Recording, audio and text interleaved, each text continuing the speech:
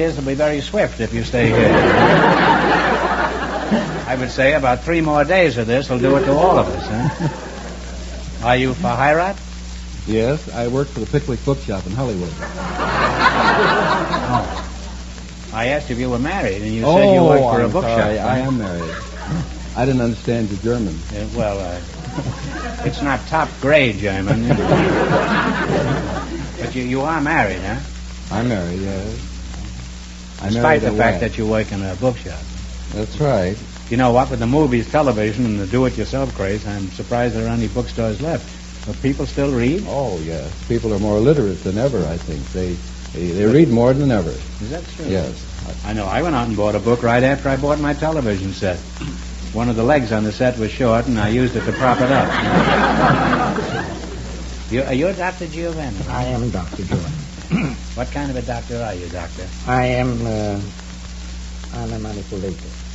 Oh, a manipulator. Yes, sir. In other words, you're a chiropractor, huh? No, I'm a manipulator. Well, what kind of a manipulator are you, Doc? Well, you run a shell game down on Main Street? No, I'm picking pockets. I'm the world's greatest pickpocket. Well, that's a pretty strong statement there, Doctor. It happens I come from a long line of pickpockets. I am in a theater, and I'm in a nightclub. I ask from the audience people to come up, and I relieve them from the pocket book, from suspenders, and watch whatever they do. I get them. You do this in a nightclub? Yes, sir. Pretty tough spots to operate, isn't it? Well, After the nightclub gets through, there's not much left in their wallet. How do you get away with this thievery, Doc? Do people know when you're extracting their money? No, I get money for it. I take them away and... So do you return the money? Well, later on, yes. You mean about 20 years later? No, after the show. Well, a man would have to be pretty dumb to let you get away with anything like that. Do you just pick on squares, or have you ever lifted anything from anybody that was real smart? Well, it was... cool, I mean. One gentleman was very little... Very cool? Outstanding. He was not too dumb. I took his pocketbook and his watch and his suspender, and the gentleman looked around there, less than 1 minute, and the name of the gentleman was J. Edgar Hoover. Well, what did Mr. Hoover say about this? Did he give you a... Well, he said... Did he take back his vacuum cleaner? No, he said, you are the fastest worker what I ever seen, and thank you, you returned me everything. Oh, I bet he says that to all the pickpockets. I don't think so. Well, Doc, I'm curious to see you operate. Let's see you take this bookman's wallet. Could you do that? Would you like to see? Yeah, I would love to see Step it. I'll over be here. watching you like a hawk. You step over here and watch this very careful. Now, usually, which pocket you think the pocketbook's supposed to be in the pocket? Well, they usually have it over here. No. This pocketbook is in that one, you see. Now, how did you know that so quickly? It's here. This is it. This is something? You like it? Yeah, I'm crazy. How you like this one? Come here.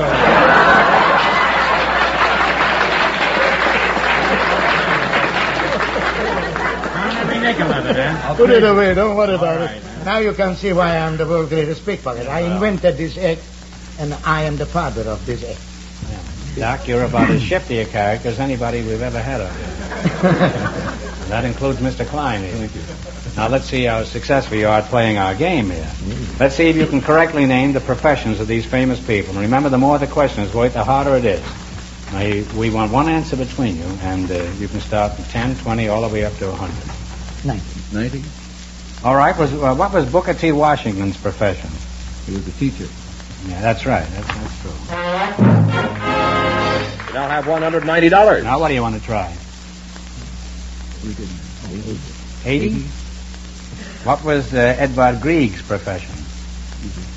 musician. Composer, that's right. You now have $270. Now, what are you going to try?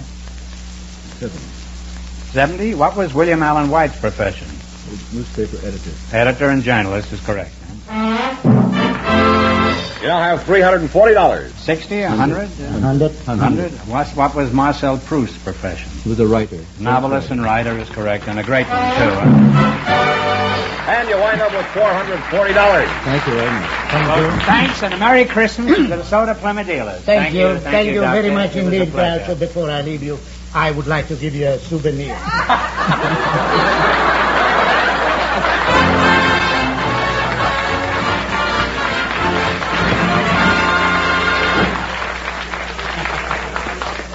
Whether you're driving on a long cross-country trip or wheeling your way through city traffic, you'll stay more alert and safe when you drive the new 1956 DeSoto with full-time power steering, one of the new DeSoto's great safety features. It does all the work all the time. You have all the fun of safer, relaxed driving. The new forward-look DeSoto gives you many additional safety features, too. Features the DeSoto has had for years.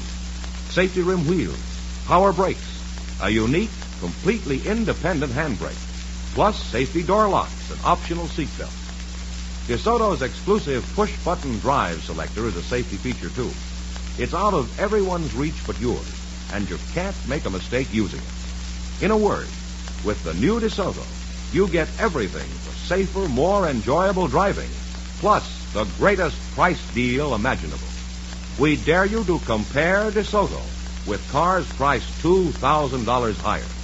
Yet you can get a wonderful deal on the new DeSoto today.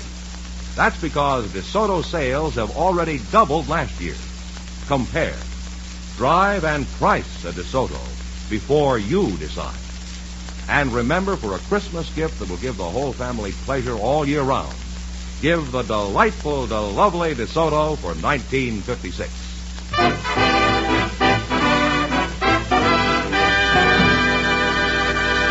Groucho, we have a housewife for you now. She's Mrs. Edith Marsh. Her partner is a special guest, General Clarence A. Shoup. So, folks, you come in, please, and meet Groucho Marx. Well, welcome to the DeSoto Plymouth dealer. Say the secret word and divide $101. It's a common word, something you see every day. General Shoup and Mrs. Marsh. General, we're glad to have you aboard. Thank you. Glad to be here, Doctor. Mrs. Marsh, I notice you spell your name E-D-Y-T-H-E. That's Edith. Why is that? What's wrong with the regular, customary way of spelling it? I know of no other way to spell it. I've always spelled it that way to spell it. Do they call you Edith or Edith? They usually call me Edie. Edie? I'd like to have you call me Edie, if you don't mind. Well, you'll have to learn to spell your name differently. If you want to pronounce it Edith, I can't call you Edie. How old are you, Edie? Oh, a gentleman never asked a lady her age. Now, that's very true. Now, how old are you? Approximately. Well, can we just forget the whole thing? Yes, we can. And I'll call you Edith.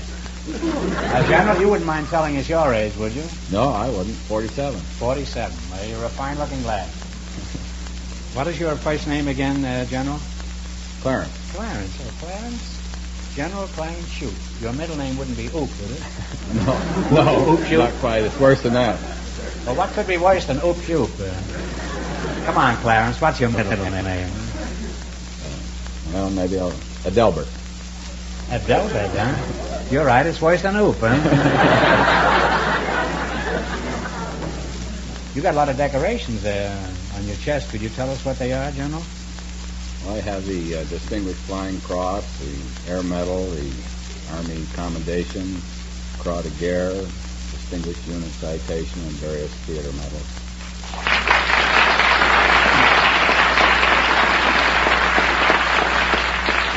You could probably wear a lot more if you wanted to, couldn't you?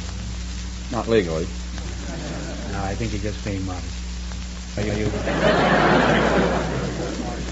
Are you living at Camp Pendleton? Yeah. Groucho, this happens to be the Air Force uniform I'm wearing, and I live in Beverly Hills. You mean there's an Air Force base in Beverly Hills? Good place. I always thought all that commotion came from a pack of Cub Scouts who escaped from their den mother. Are you married, General? Yes, I am. Oh, you've seen a lot of fighting, huh? Any of those medals for matrimony? No, I don't wear those. Those are not usually seen, are they? No. There's scallops on the back of your neck. Behind the scenes. How did you meet your commanding officer? Well, I met her in Palm Springs. She was down there on a vacation with Alexis Smith, and a friend of mine from Lockheed, Louis Wolfkiller, and I went down for a weekend just before I went overseas, and he introduced us. Oh, Alexis Smith. And is your wife an actress, too? Yes, she's Julie Bishop. Oh.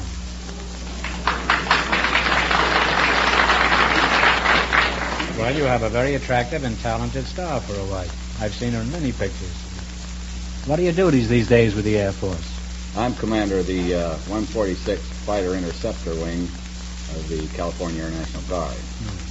What does California need an Air Force for? We have no air out here.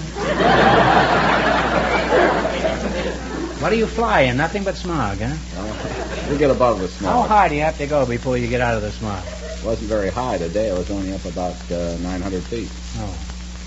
Actually, the Air National Guard is a reserve component of the United States Air Force, and we're part of the Air Defense Command. In that category, we are engaged in a portion of the air defense of Southern California. We operate under tactical air control at 27th Air Division as a regular Air Force unit. What are the advantages of joining an outfit like this, General? Well, I think it's a terrific, Groucho. It's a wonderful opportunity for young men now. They can serve their military obligation and still stay at home. We do most of our work on weekends or evenings, and these boys can maintain their normal living. If they're going to college, they can go out and serve in the Air National Guard and complete their military obligation. It's a terrific opportunity. I gather you recommend this as a good part-time career for young men, don't you? I certainly do, and I can speak from experience. I started out as a private and worked my way up to my present position.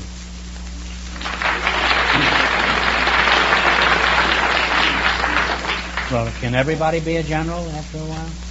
Well, they all have the equal opportunity. You hear that, man? Join this outfit immediately, and you too can marry a girl like Julie Bishop. Well, you're an unusual team. I wish I could talk at greater length, but the time has come for you to earn some greenbacks. I know you desperately need this money. I presume you both know how to play the rules if you bet your life. In the race for the $2,500, the first couple won $440, and the secret word is street. General information. Say, that's you, general information, isn't it? About $90. $90, huh? All right. According to the Bible, the races of mankind sprang from three brothers, Ham, Shem, and Japheth. Who was their father?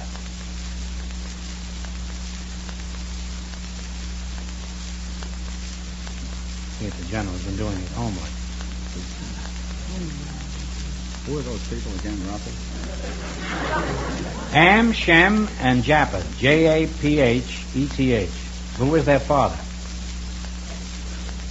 You don't know, guess. Well, it was Noah.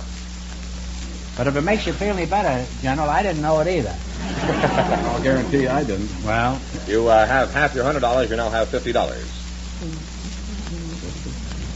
60. What do the initials USO stand for? And I want the exact words. USO. United Service Organization? That is right, Edie. That is right. You now have $110. Hey, she's pretty good, huh? We're getting better now. Okay, what are you going to go for? She says try 100. 100. All right. What is the capital of the state of Nevada?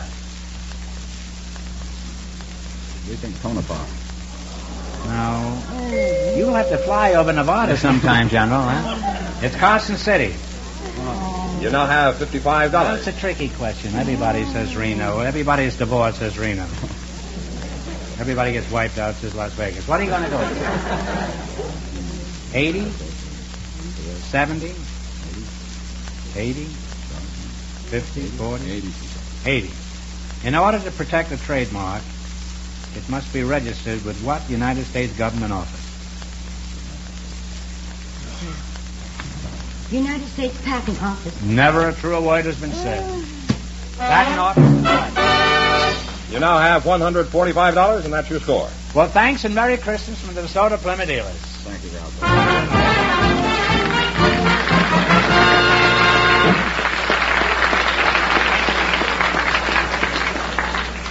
Roger, we have a young married couple for you, Mr. and Mrs. Arnie Wallstrom. Folks, would you come in, please, and meet Groucho Marx. Welcome for the DeSoto Plymouth dealers. Say the secret word and take home an extra $101. It's a common word, something you see every day. Mr. and Mrs. Waldenstrom. And Mr. Waldenstrom, I noticed on this card that there are two little dots over your name. What is that for? Is that to confuse the police? No, it's an umlaut on the O. In Sweden, you pronounce the name Waldenström. Waldenstrom? Waldenström, yes. Oh, I see. Well, where's your home, Mr. Waldenstrom? In Sweden, Stockholm. Oh. You're Mrs. Waldenstrom. Yes, Huh? What is your first name? We like to get as informal as quickly as possible here. Aggie. Aggie, eh? Yes. Oh. Well, is that a Swedish name, Aggie? No, that's a Hungarian name, but when I went to Sweden, that was a Swedish name. Oh, you're Hungarish, huh? I am Hungarian. No, Oh. in this case, it's Hungarian name, but here in the States, they have Agnes and Aggie. He's a Svenska and you're a Hungarian. Yes. Well, where do you live, Aggie? In Hungary or Sweden? No, in San Pedro. Well, is that in Sweden or Hungary, huh? No, in Los Angeles Harbor. Oh, you live in the harbor, huh? Yes. I don't know whether I'm getting Hungarian goulash or smorgasbord. Arnie, what are you doing in San Pedro? Are you running from the police in Sweden? Oh, no, I'm the head of the Swedish Maritime Division in San Pedro. Well, you're a diplomat? Is that Yes. what you mean? Well, what do you do at San Pedro? See that no Norwegian sardines swim into the harbor? And I take care of the Swedish vessels and Swedish seamen and issue seamen's passport for them. Oh. Don't you have to know a lot of languages to be a diplomat, Arnie? How many languages do you know?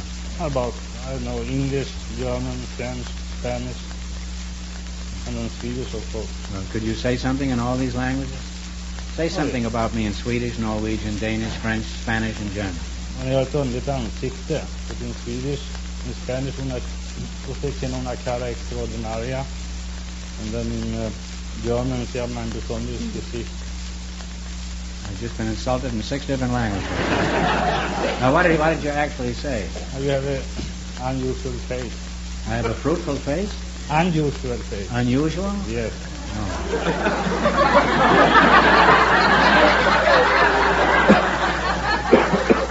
That certainly fathers north in compliments of the year.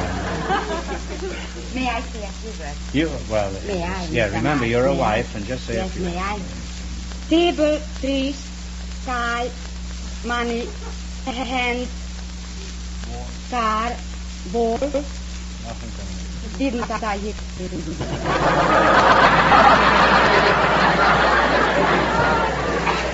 I'm sorry.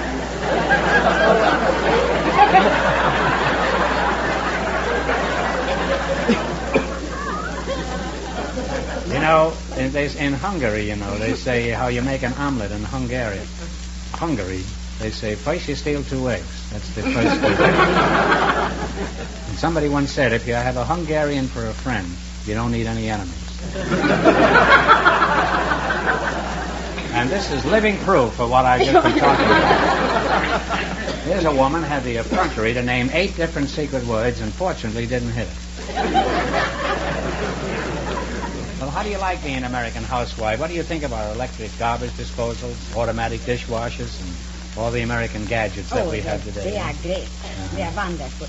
But he wouldn't let me buy those things because, you know, he wants to pay everything with cash. Cash? I like to pay for credit as the American people does. I mean, you buy and then pay. But with him, that's impossible. That's cash. Arnie, is this true? You want to buy everything up for cash? Not everything, but more or less. That's un-American, Arnie. You'd keep that up and you'd pauperize the entire American economy. The lucky thing you have diplomatic immunity. You know, you could get thrown in jail for wanting to pay cash. After you're here longer, you'll realize that in this country, nobody lives within their means. Arnie, Sweden is a democracy like ours, isn't it? Yes. But, don't you have a king there, too? Yes, sure, yeah. Well, do you have elections? Who's running for king this year? We have a permanent one. You have what? A permanent king. A permanent king? Yes. You know, 1956 is a big election year in this country. What is your biggest election? We just had an election about driving, if the people wanted to drive on the left side or on the right side. That's what the whole election was about? Yeah.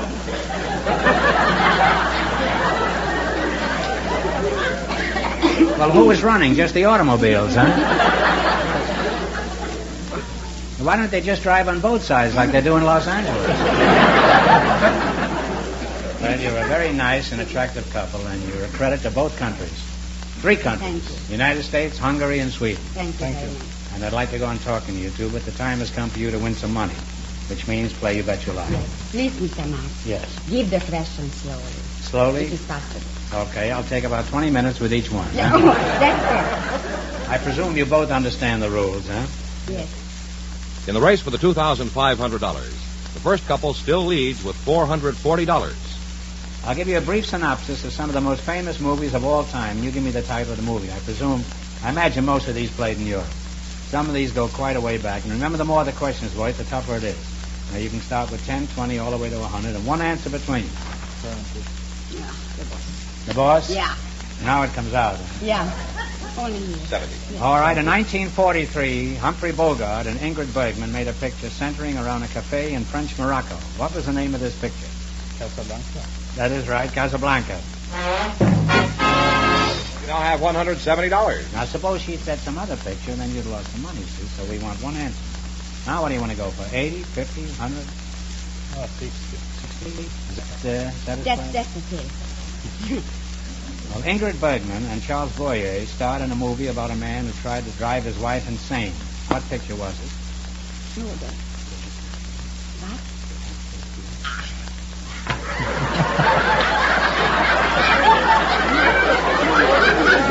They're married, all right. If there's any doubt about it, I just found out definitely. What's the answer? Come on, take a guess if you don't know. The Art of Triumph. Huh?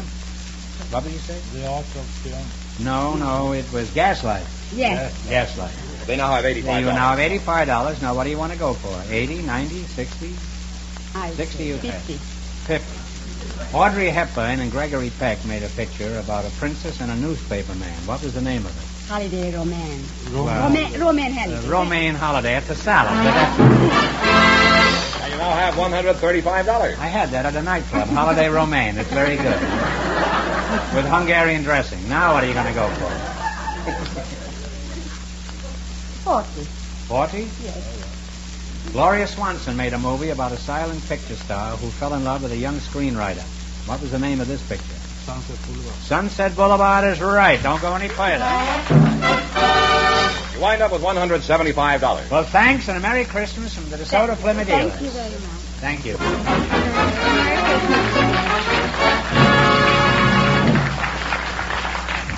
That means that Dr. Giovanni and Mr. Klein, with $440, get the chance at the $2,500 question.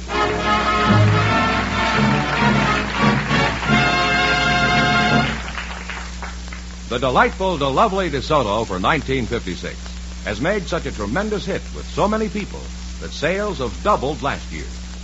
Well, that does more than just make us happy. It makes it possible for your DeSoto Plymouth dealer to offer you an exceptional price deal right now on the DeSoto model of your choice. It means that right now, within your budget, you can move up to the greatest car in the medium price field, the 56 DeSoto. And that's a real thrill, because DeSoto compares with the cars priced $2,000 higher. Just compare DeSoto's daring flight sweep styling, sensational new push-button driving, full-time power steering, power brakes.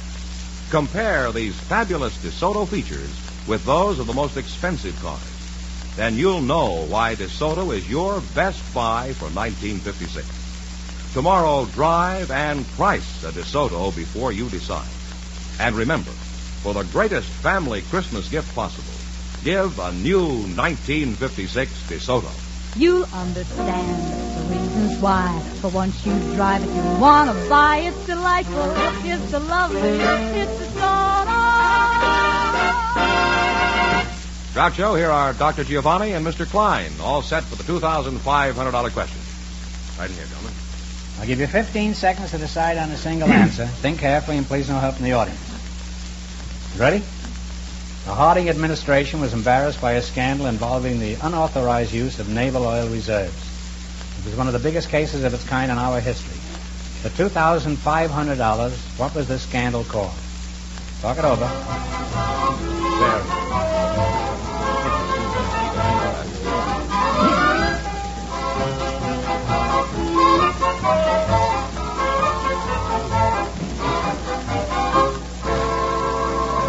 What is the answer you two have decided upon? Teapot Dome. That's absolutely right. Teapot Dome.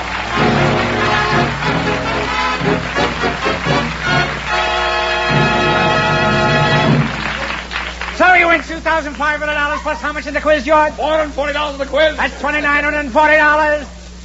What are you going to do with all that money? I'm going to buy a hearing aid. A hearing aid, eh? Well, congratulations and Merry Christmas from the DeSoto Plymouth Dealers of America. You bet your life. Thank you. Don't be bragging.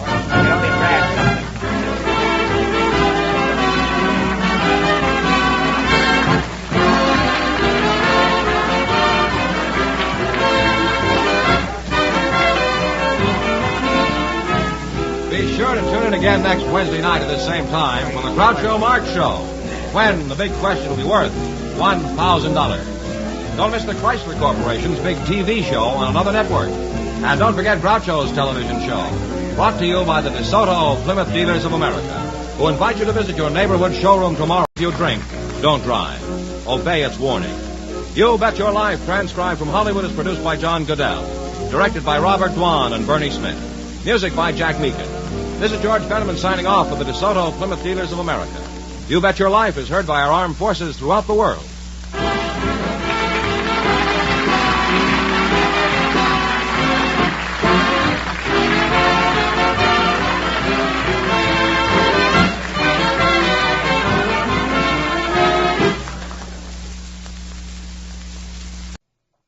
The Rocket Classic Radio Network, keeping the radio memories alive thanks to the sponsorship of John Paul Pet.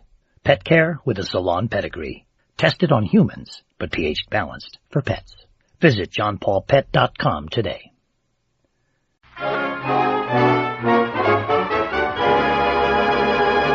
The Harold Perry Show.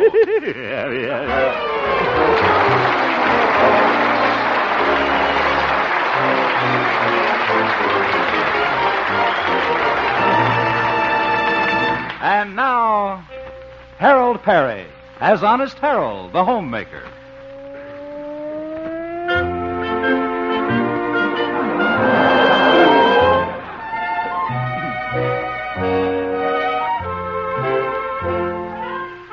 Well, let's see what's going on in the Honest Harold household this Saturday morning. It's breakfast time, and the pleasant aroma of coffee is in the air. Harold must have gotten up on the right side of the bed this morning, for he's in a wonderful mood. Oh, what a beautiful morning. Oh, what a beautiful day. Well, good morning, Mother. Good morning, son. Beautiful morning, isn't it? It certainly is. Our little Marvin up yet? Oh, yes. He's had his breakfast already. He's in his room. Oh, well, I think I'll get the morning paper. Oh, what a beautiful morning. Oh, Harold, be careful. Marvin skates. What? Oh! Are you all right, Harold? I don't know. I think I bent my sacroiliac. Mother, I've told Marvin 1,000 times not to leave his skates in the middle of the living room. Well, he probably forgot, Harold. Yeah, well, he's forgotten just once too often. I'm going to lay down the law to that boy. Now, Harold, don't you be hard on him. You're too easy on him, Mother. What he needs is a little discipline. He's going to stay in his room all day. Marvin? Marvin? Young man? Good morning, Harold. Marvin, I just fell over your skates in the living room. Oh, you did? I thought I heard a noise. Marvin, why didn't you put those skates away last night? Well, I was doing my homework, and I got so interested I forgot all about putting my skates away. Is that so? Well, then, how would you like to forget all about going out to play today? All right, Harold. I'll be glad to stay in. That will give me a chance to finish my homework. Huh? The boy is delirious. Marvin, just what is this homework that's so fascinating? We have to write an essay for Father's Day. I'm writing about you, Harold. Oh. You are? You want to hear some of it? Well, all right. My cousin Harold is a wonderful man. Well, and he is very understanding. When I forget to do things, he never loses his temper.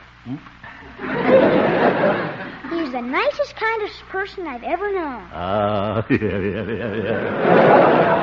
Harold, you really want me to stay in my room all day? Stay in your room? I was only kidding, Marvin. Why don't you go out and play? Gee, thanks. So long. Yeah, so long. Well, what a fine little fella. Imagine, the nicest, kindest person he's ever known.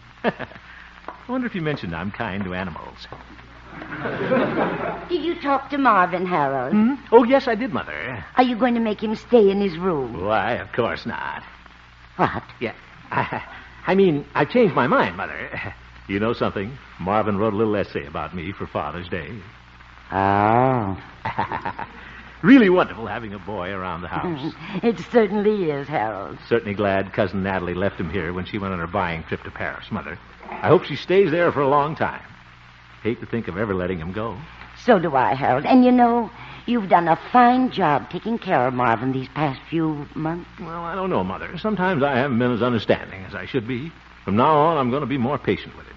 I'm going to remember that he's just a little boy. Yes, I know you will, Harold. Now, you better sit down and eat your breakfast before it gets cold. Yeah, all right.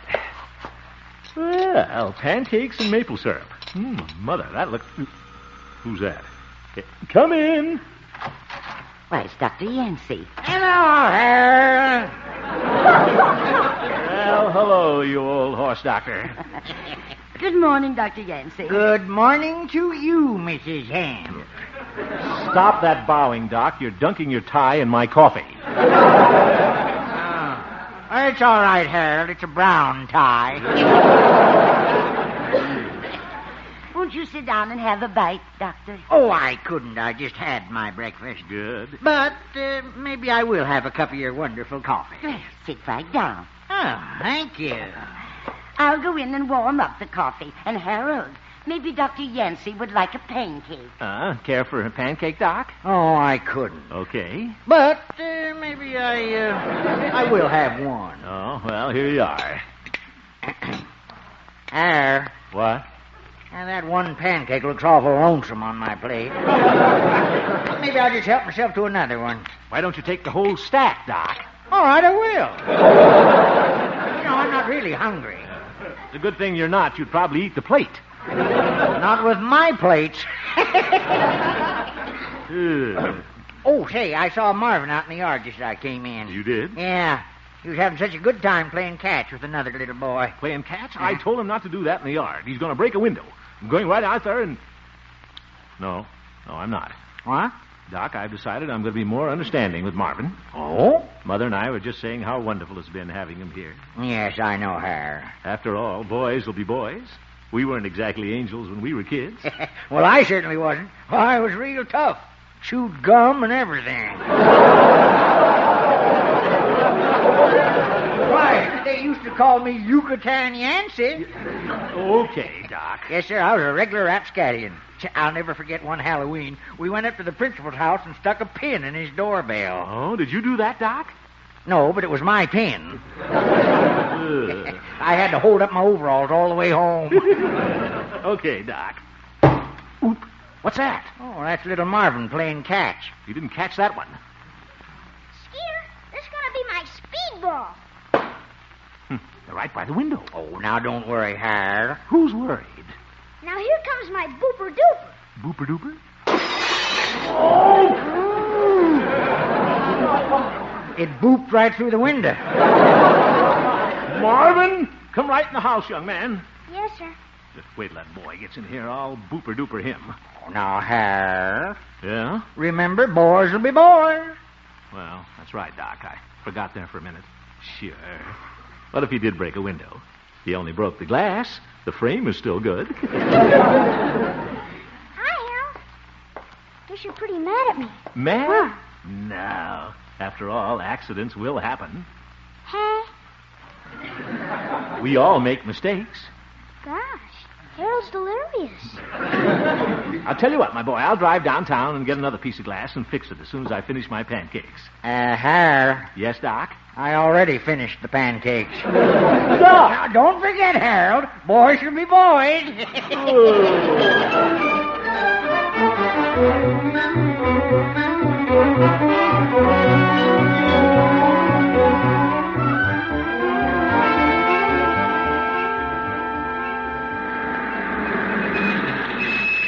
Well, got the glass home safe and sound. Now I'll just ease it out of the car. Oop. Careful. Be awful to break this glass before I get it in the window. Easy does it. Glass is kind of dirty. Better wash it off. I'll lean it against the front steps. Get the hose here. There. That's it. Now, there's little Marvin coming up the walk. Think I'll surprise him. Sprinkle him a little.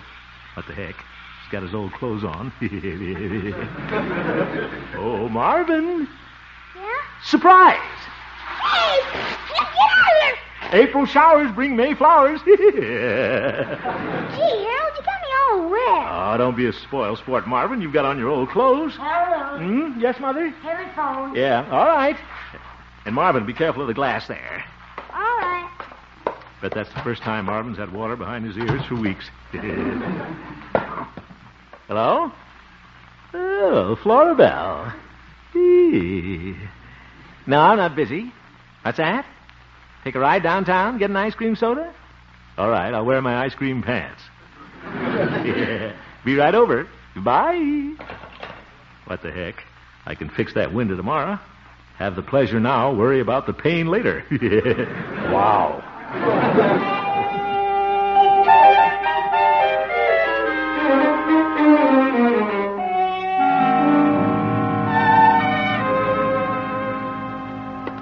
Oh, what a beautiful morning. Goodbye, Mother. Goodbye, son.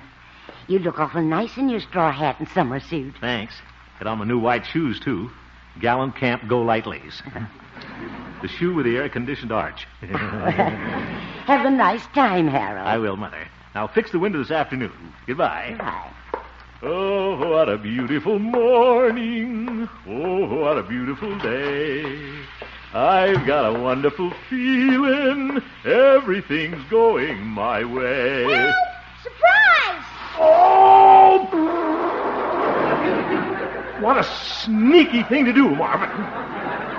April showers bring May flowers. Oh, look at my new suit. Wait till I get my hands on you, young man. I'll... Harold, escape! Oh! Marvin.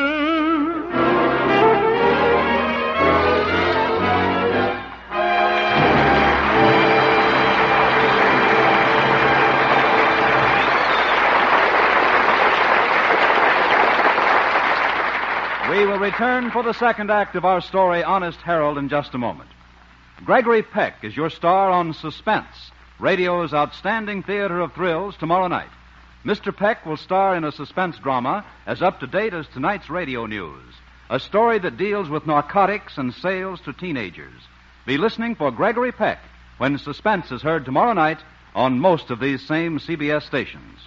Be sure to listen for Harold Perry's Honesty Award announcement at the end of tonight's program. And now, back to Harold Perry as Honest Harold, the homemaker.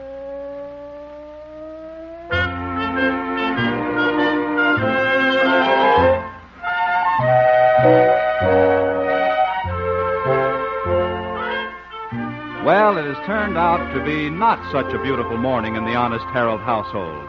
Harold lost his sense of humor when Marvin turned the tables and the hose on him. Yeah. He has just changed into dry clothes and is sitting in the living room in a damp mood. Harold, Yes, Mother? are you going to make Marvin stay in his room all day? I certainly am. That boy's got to learn respect for his elders. Getting me all wet like that. But, Harold, you sprinkled him first. Well, he had on his old clothes. I was all dressed up in my new white suit. Now it's ruined, too. Did the trousers shrink, Harold? They sure did. I'll have to dye them brown and wear them for Scoutmaster shorts. This would be such a nice day for Marvin to play outside, but I suppose you know best, Harold. Well, he has to be disciplined. And he thinks so much of you. Remember how we worked all last week in wood shop, making you that smoking stand? Well, it's pretty wobbly. Every time I put a pipe on it, it tips over. Why don't you make up with him? Well, all right, Mother. What the heck? I knew you would. Yeah, Mother's right. Silly to stay mad at little Marvin. He's really a swell boy. We're lucky to have him here. Marvin. Marvin. Hello, Marvin. Hello. How are you, my boy? I'm all right. Marvin, I just wanted you to know that I... You sprinkled me first. Yes, well... You sprinkled me first. Marvin, I know that. It wasn't fair. You sprinkled me first. Well, that's what I wanted to talk to you about, my boy. Just came in to say it was wrong of me to lose my temper, and you don't have to stay in your room. I want you to run out and play. I don't want to. Go on now, like a good little boy. I don't want to. Marvin, go out and play. I don't want to. Can't you say anything else? You sprinkled me first. I give up. Well, I guess I'll go out and clean up that broken glass. What a mess. $1.98 shot to pieces. Better get down here and pick up what's left of it. Howdy, Harold. Oh, hello, Pete. What's the matter, boy? Drop your watch? Very funny. I heard about your little accident, Harold. Well, things certainly get around in this town. Yeah, it sounds like a classy act you do. Skating on one leg into a pane of glass. Must have been a real smash finish. All right, Pete. If Marvin hadn't It sprinkled... was your fault. You sprinkled him first. I know that. How is Marvin? Well, I kind of lost my temper, Pete, and told him to stay in his room. Tried to tell him I was sorry, but he wouldn't believe me. Ah, that's too bad. Pete, maybe if Marvin heard me telling you how sorry I am, he'd believe it. Harold, that is a idea. Yeah, come on. We'll go over and stand by his window. Gotcha, boy. Yeah. Now, here we are. Got the window closed. You'll have to talk kind of loud, Pete. Gotcha, boy. Pete, did I tell you what I did to Marvin? Well, sure, Harold. You just told me out in front. Pete, quiet. I forgot. Ain't I the dodo bird? Well, I'll do it this time, boy. Yeah. Tell me, Harold, what did you do to little Marvin? What an actor. Well, Pete, I sprinkled him with a hose, then I got angry when he sprinkled me. Oh, my, you should not have done that. I should not have asked you to do this either. I hope Marvin knows how sorry I am. I lost my temper. I hope so, too. If he could only hear what you are saying. Pete, the wind is going up. Guess he heard us. Is that you, Marvin? Hello, Harold. Doc, what are you doing in there? I came over to play Parcheesi with Marvin. Where is he? Oh, I sent him down to the store for some ice cream. I guess he did not hear us, Harold. Well, I did. You ought to be ashamed of yourself, Harold. You sprinkled him first. Oh, go clip a poodle, Doc.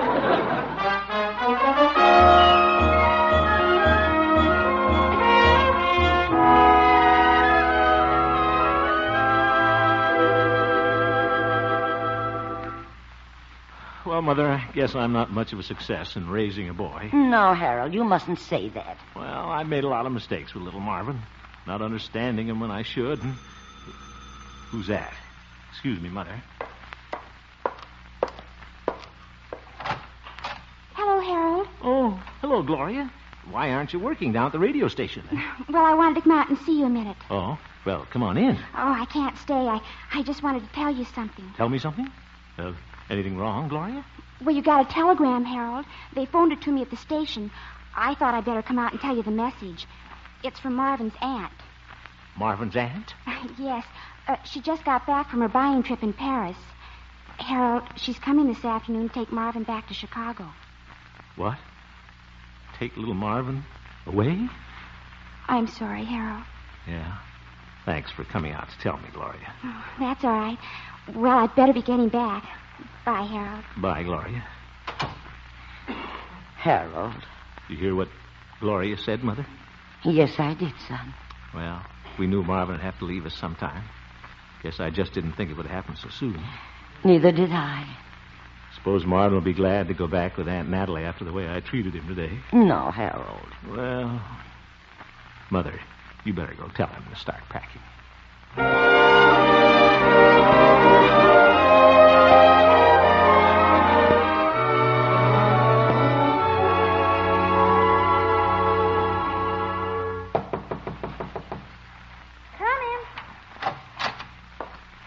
Well, Marvin, getting all your little things packed? Yeah, just about. I guess you're pretty excited going back to a big city like Chicago. Yeah. Sure. Melrose Springs is just a hick town anyway. You'll live in a nice apartment back there. Yeah, guess I will. Guess you'll be glad to get back with Aunt Natalie again, too. Mm-hmm. Marvin, Yeah? about me making you stay in your room today, just wanted you to know that, guess that's your Aunt Natalie now. Hello, Emily. Hello, Natalie. So nice to see you. Harold, Cousin Natalie's here. Oh, all right, Mother. Oh. Excuse me, Marvin. You could come over, dear. Well, I guess this is the best thing for Marvin. Hello, Harold. Well, hello, Natalie. My, you're looking well. Marvin's almost packed. You'll be right out. Well, I'm sorry to swoop down on you so suddenly, but I got called back to Chicago sooner than I expected. It's quite all right. Of course. And how is Marvin? Oh, he's fine. Yeah, fine. Well, I hope he hasn't been too much trouble. No trouble at all. Well, I don't know how to thank you both for taking care of him these last few months. Don't mention it. Do you have to leave right away? Yes, I'm afraid we do. Well, hello, Marvin. Why, you look wonderful, so tan and healthy. Well, you must have been very happy here. Yeah, I was. Well, I'm afraid we're going to have to be going. Come on, Marvin.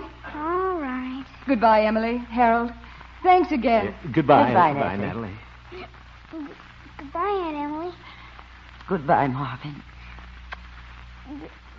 Goodbye, Harold. Goodbye, Marvin.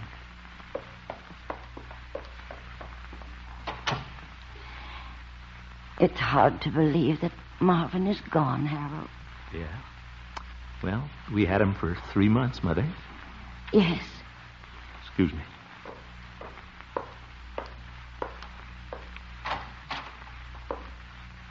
Gosh. Little room certainly looks empty. What's this? It's Father's Day essay. My cousin Harold is a wonderful man. Guess he doesn't think so now. Wonder how he finished it. I thought no one could ever take my father's place till I came to live at Harold's house. He's been a real father to me. That's why this will be a happy Father's Day for me. Little Marvin. Harold? Marvin! I thought you'd gone. Harold, I don't want to go back to Chicago. You don't? I'd just like to stay here with you, if you want me. Want you? Of course I do, my boy. I thought maybe you wanted me to go. I thought maybe you wanted to go. Weren't we silly? Guess we were both wrong. Oh, what about Cousin Natalie? Well, she said I could stay wherever I'd be happiest. And I'd be happiest here, Harold. You would? She's waiting outside. Well, I'll go out and talk to her right now. Okay. Well, little Marvin's here to stay. I feel so good I can... Marvin! Oh, what the heck. It's great to have a boy around the house.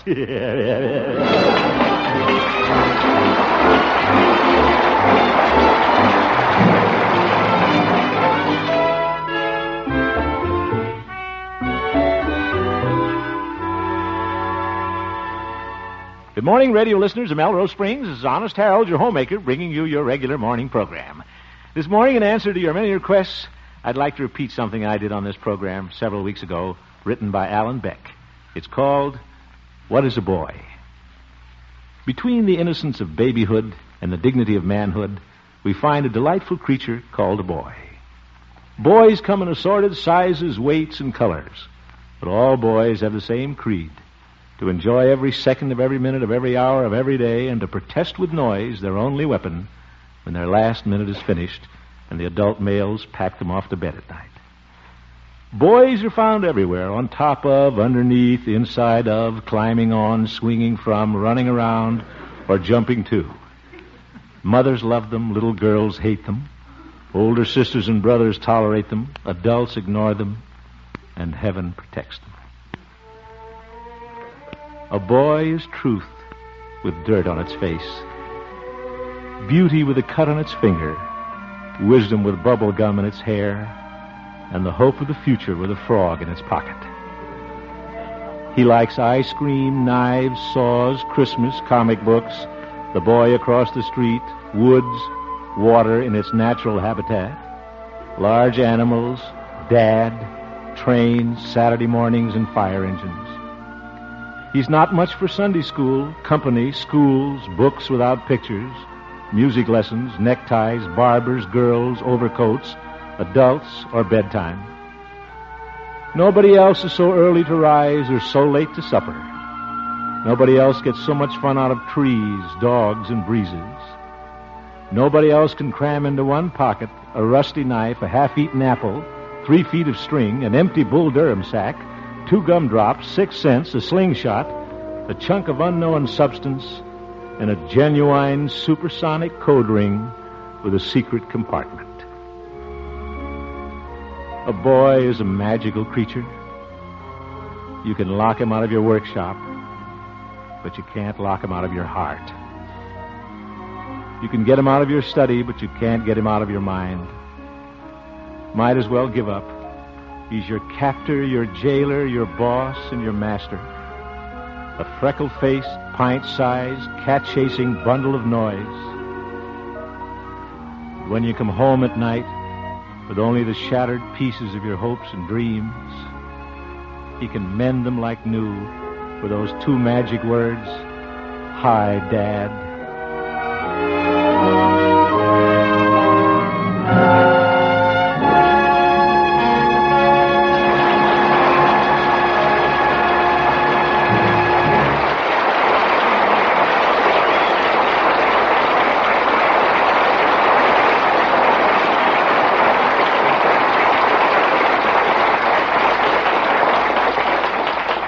Well, Harold, since this is to be your last show of the season, I hope that you, Kirk Douglas, and Sheriff Biscalus of Los Angeles County have selected an outstanding example of honesty for your award this evening. We did just that, Bob. We 3 selectors each picked a winner. You mean 3 winners? Right. And they will each be awarded a Whitnauer watch, that distinguished member of the Longines Whitnauer family of dependable watches. Say, that's great. Who are they? Take it easy, Bob. You'd think you were getting one of those watches. It so happens that the 3 winners cooperated on the same honest deed. While playing in an alley off Wilmer Court in the northwestern district of Baltimore, Maryland, 3 teenage boys stumbled into $3,400 in cash and emerged as heroes of the $15,000 robbery of Calvert's Bank, the Pennsylvania branch. After a small conference, the boys went directly to the Northwestern District Police Station and returned the money to Captain William Feely. Here's some pictures of them with their find, Bob, published in the Afro-American Press. Their names are Joseph Cooper, 14, James English, also 14, and Ralph Johnson, age 12, all of Baltimore. Congratulations, boys. I hereby dub you Honest Joseph, Honest James, and Honest Ralph, and award you your Whitnauer watches.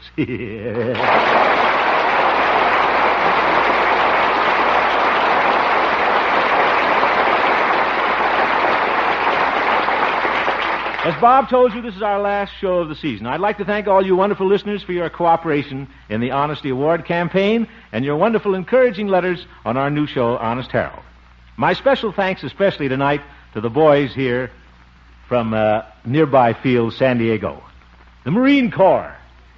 From what's the field? Huh? I just wanted to hear you say it. Pendleton. My special thanks to CBS, our director, Norman McDonald, Joe Schweiger and Pat Walsh, our engineers, Ham Keener, our assistant director, Gene Stone and Jack Robinson, our writers, who did so well with my little creation. To our cast, Jane Morgan as Mother Hemp, Parley Bear as Pete, Stuffy Singer as Marvin, Olin Soleil as Stanley Peabody, Cliff Arquette as old Mr. Walker, Lynn Allen, who played Cousin Natalie tonight, David Light Jr. and Gene Twombly for their great sound effects, Mari Alden as Theodora, now a moon picture actress, Shirley Mitchell, who plays Florabelle, and Jack Meakin, who conducts and composes our music. And to Marlon Skiles, who will fill in so ably tonight for Jack Meakin while he's in the hospital. Get well, Jack. To Bob Lamont, our announcer, Gloria Holliday, or Mrs. Perry, who plays Gloria, and Joseph Kearns for his lovable and loud character of old Doc Yak Yak. Special thanks to Governor Warren, who appeared with us some weeks ago, and to Sheriff Biscaloos of Los Angeles County and screen actor Kirk Douglas for sitting in with me on the Honesty Awards. Goodbye, and good luck to you all for this time. Good night.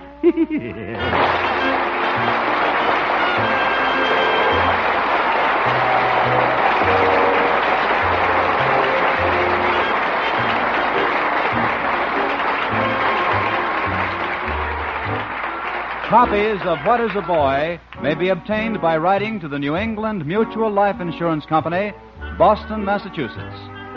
Bert Wheeler, who's entertained you with his comedy on Broadway, in the films, and many times on the air, will be Bing Crosby's guest on CBS tonight. Stay tuned for the laughter and music that comes with the CBS Bing Crosby Show, which follows immediately on most of these same stations. Bob Lamont speaking. This is CBS, where you meet with... Yum, yum. You're listening to 1940s Radio on the Rocket Classic Radio Network. From Hollywood, it's Dream Time.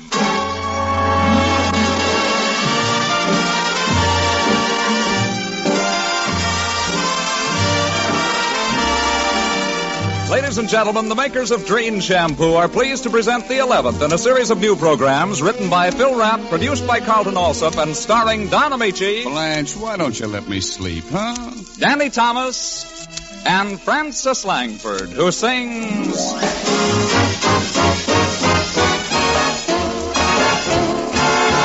Somebody loves me, I wonder who he can be. Somebody loves me, I wish I knew. Who can he be, worries me. For every boy who passes me, I shout, hey, maybe you were meant to be my loving baby. Somebody loves me, I wonder who. Maybe you.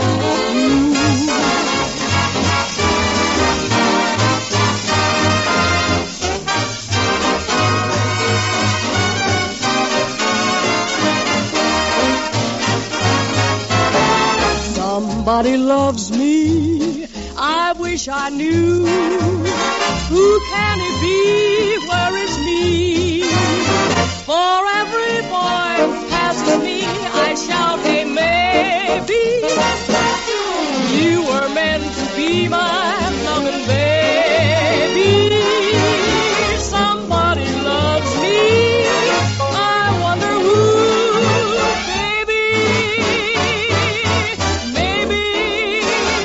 Maybe it's you.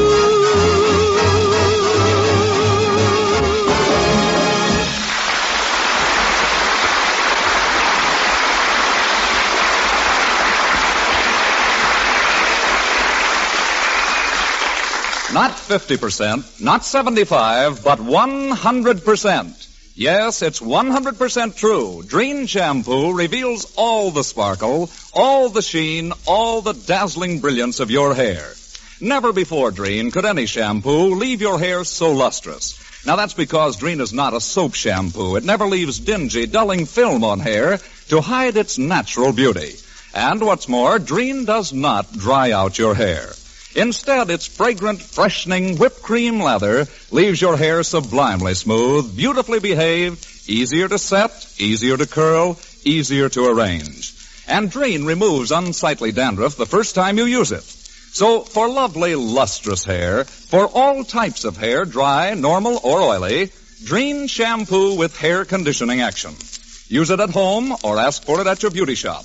Buy it at all drug, department, or 10-cent stores in the blue and yellow package.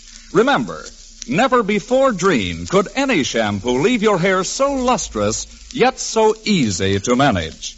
Yes, your hair can have that dazzling sheen the very first time that you use Dream.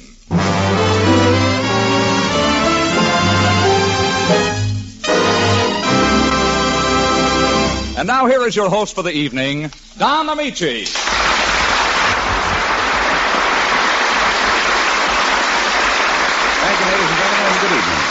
like to make mention of the fact that we've received a great many letters from listeners, most of which were very encouraging. However, there is one letter that calls for an answer from Danny Thomas. Call and I shall answer, Don. Hello, Danny.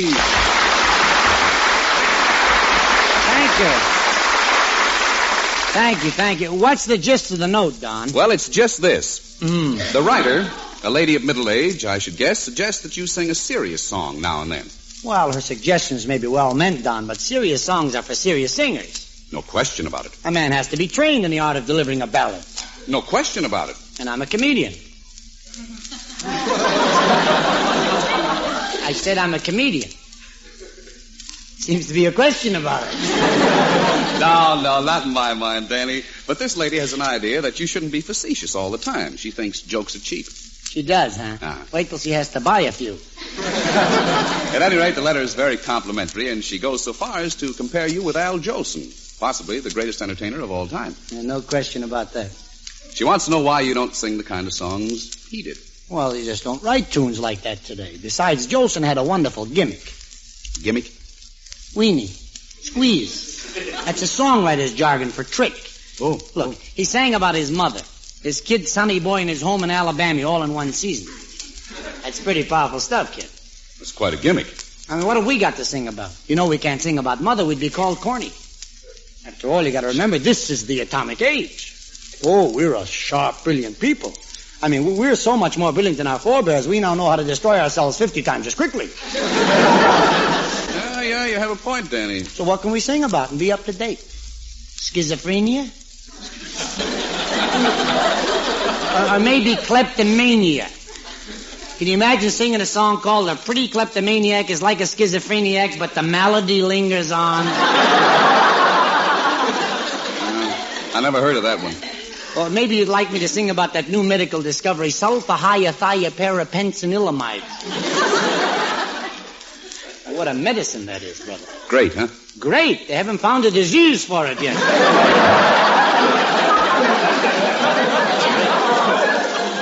But there is one subject that is abreast of the times and still has a great depth. Archaeology. Or is it archaeology? Well, I wouldn't know. Are you qualified to sing about the study of lost races? I haven't had a winner all season. But,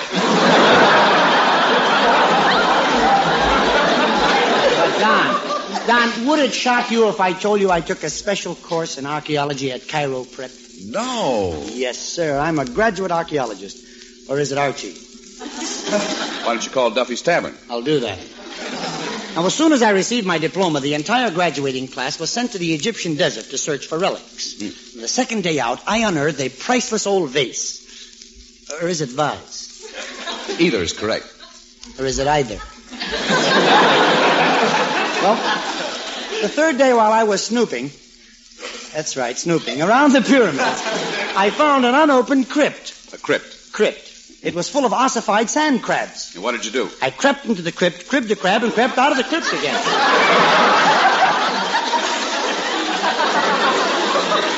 I'm glad you made it.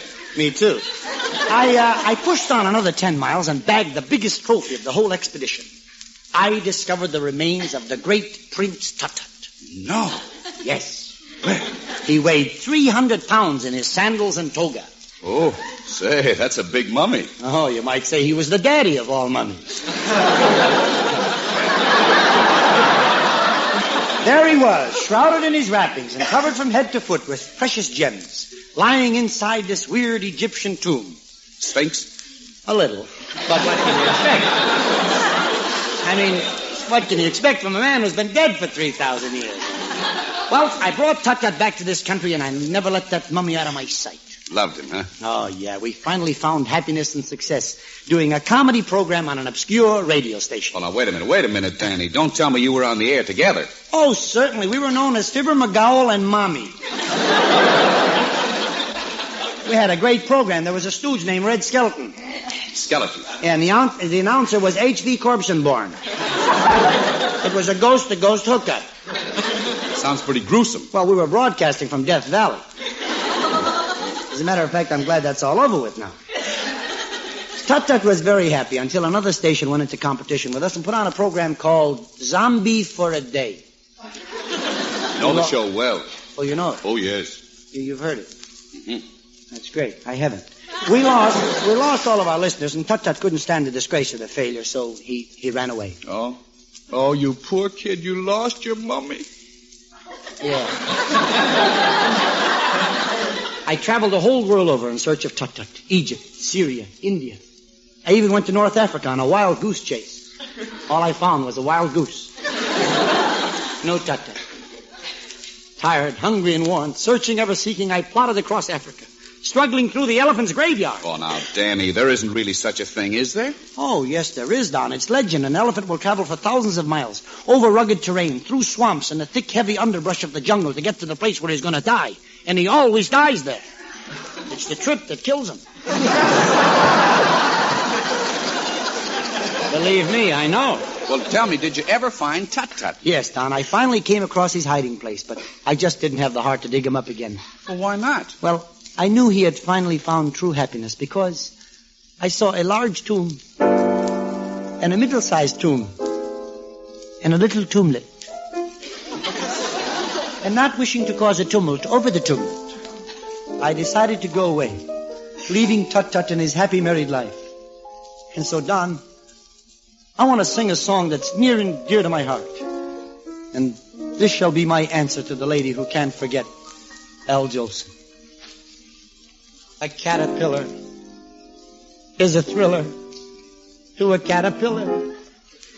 The flowers and the bees are very chummy. A cricket has a thicket where he serenades a cricket. But a man's best friend is his mummy. A beaver can increase the fever of another beaver. A puppet dreams about a wooden dummy. A gopher always has a gopher that he seems to gopher. But a man's best friend is his mummy. Why, in most of my friendships with others, I know there have been many flaws. Oh, but with Tut-Tut and me, though we weren't brothers, he was just like my own flesh and gauze. Because a whitefish is the right fish to delight another whitefish. A little piggy loves his little tummy. An ermine will determine to get wolfish with an ermine. La da da da da. Thank you. But a man's best friend is his mummy. My best friend and I are stay, not divided, no, stay. Down deep in my heart, I've decided.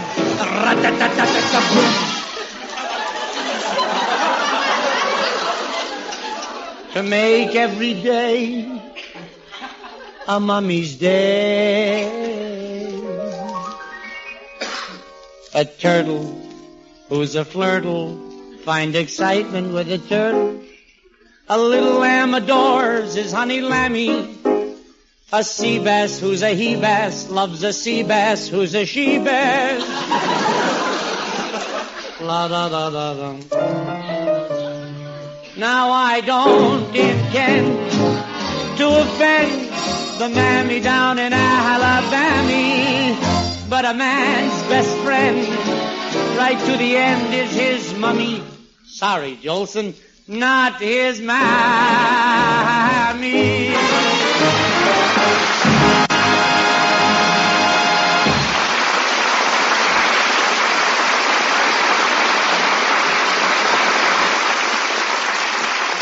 Never before Dreen, yes, never before Dreen could any shampoo reveal all the natural brilliance of your hair. Never before Dreen could any shampoo leave your hair so lustrous yet so easy to manage. When you Dreen your hair, you bring out all its sparkling highlights. When you Dreen your hair, you glamorize all its soft, thrilling texture. When you Dreen your hair, you remove all luster-dulling film and unsightly dandruff. And more, Dreen's rich whipped cream lather leaves your hair easier to set, easier to curl, easier to arrange. So for lovely, lustrous hair, for all types of hair, Dreen shampoo with hair conditioning action. Never before Dreen could any shampoo leave your hair so lustrous, yet so easy to manage.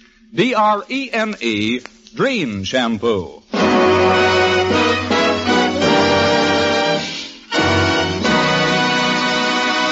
Ladies and gentlemen, during a recent overseas tour, my wife, Rosemary, sent me a little idea for a song that we thought was very nice. And just recently, with the help of Jerry Seelan, we finished it. And tonight, for the first time anywhere, Francis Langford is going to sing it with a special arrangement by Carmen Dragon. The song is Just Before I Sleep. Thanks, Francis.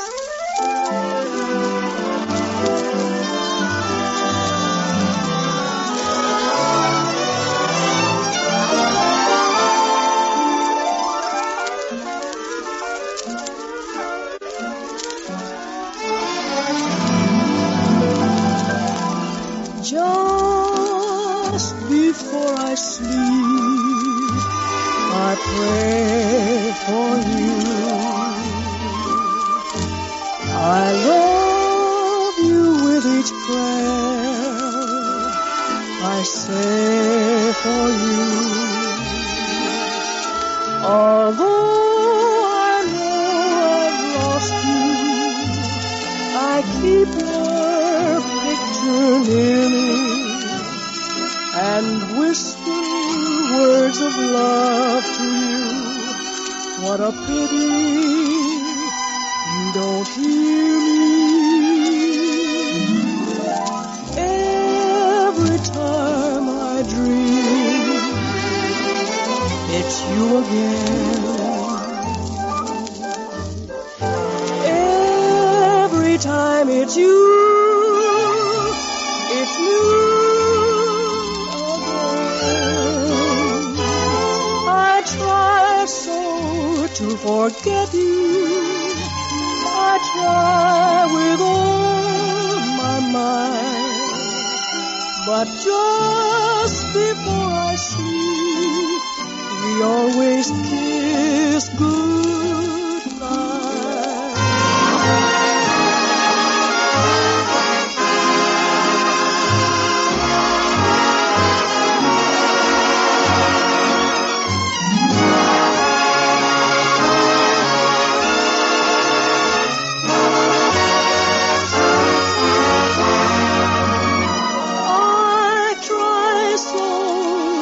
Forget you. I try with all my might, but just before I sleep,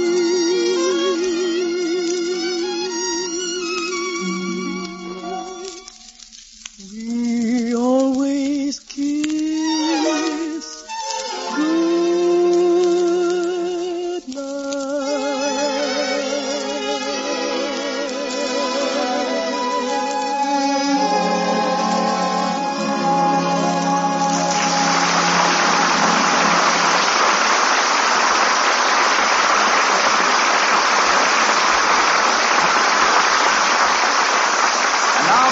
And Francis Langford as John and Blanche Bickerson with Danny Thomas as Brother Amos in The Honeymoon is Over.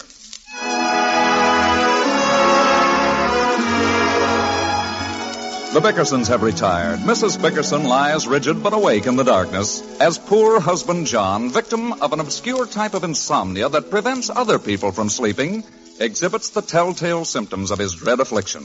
Listen.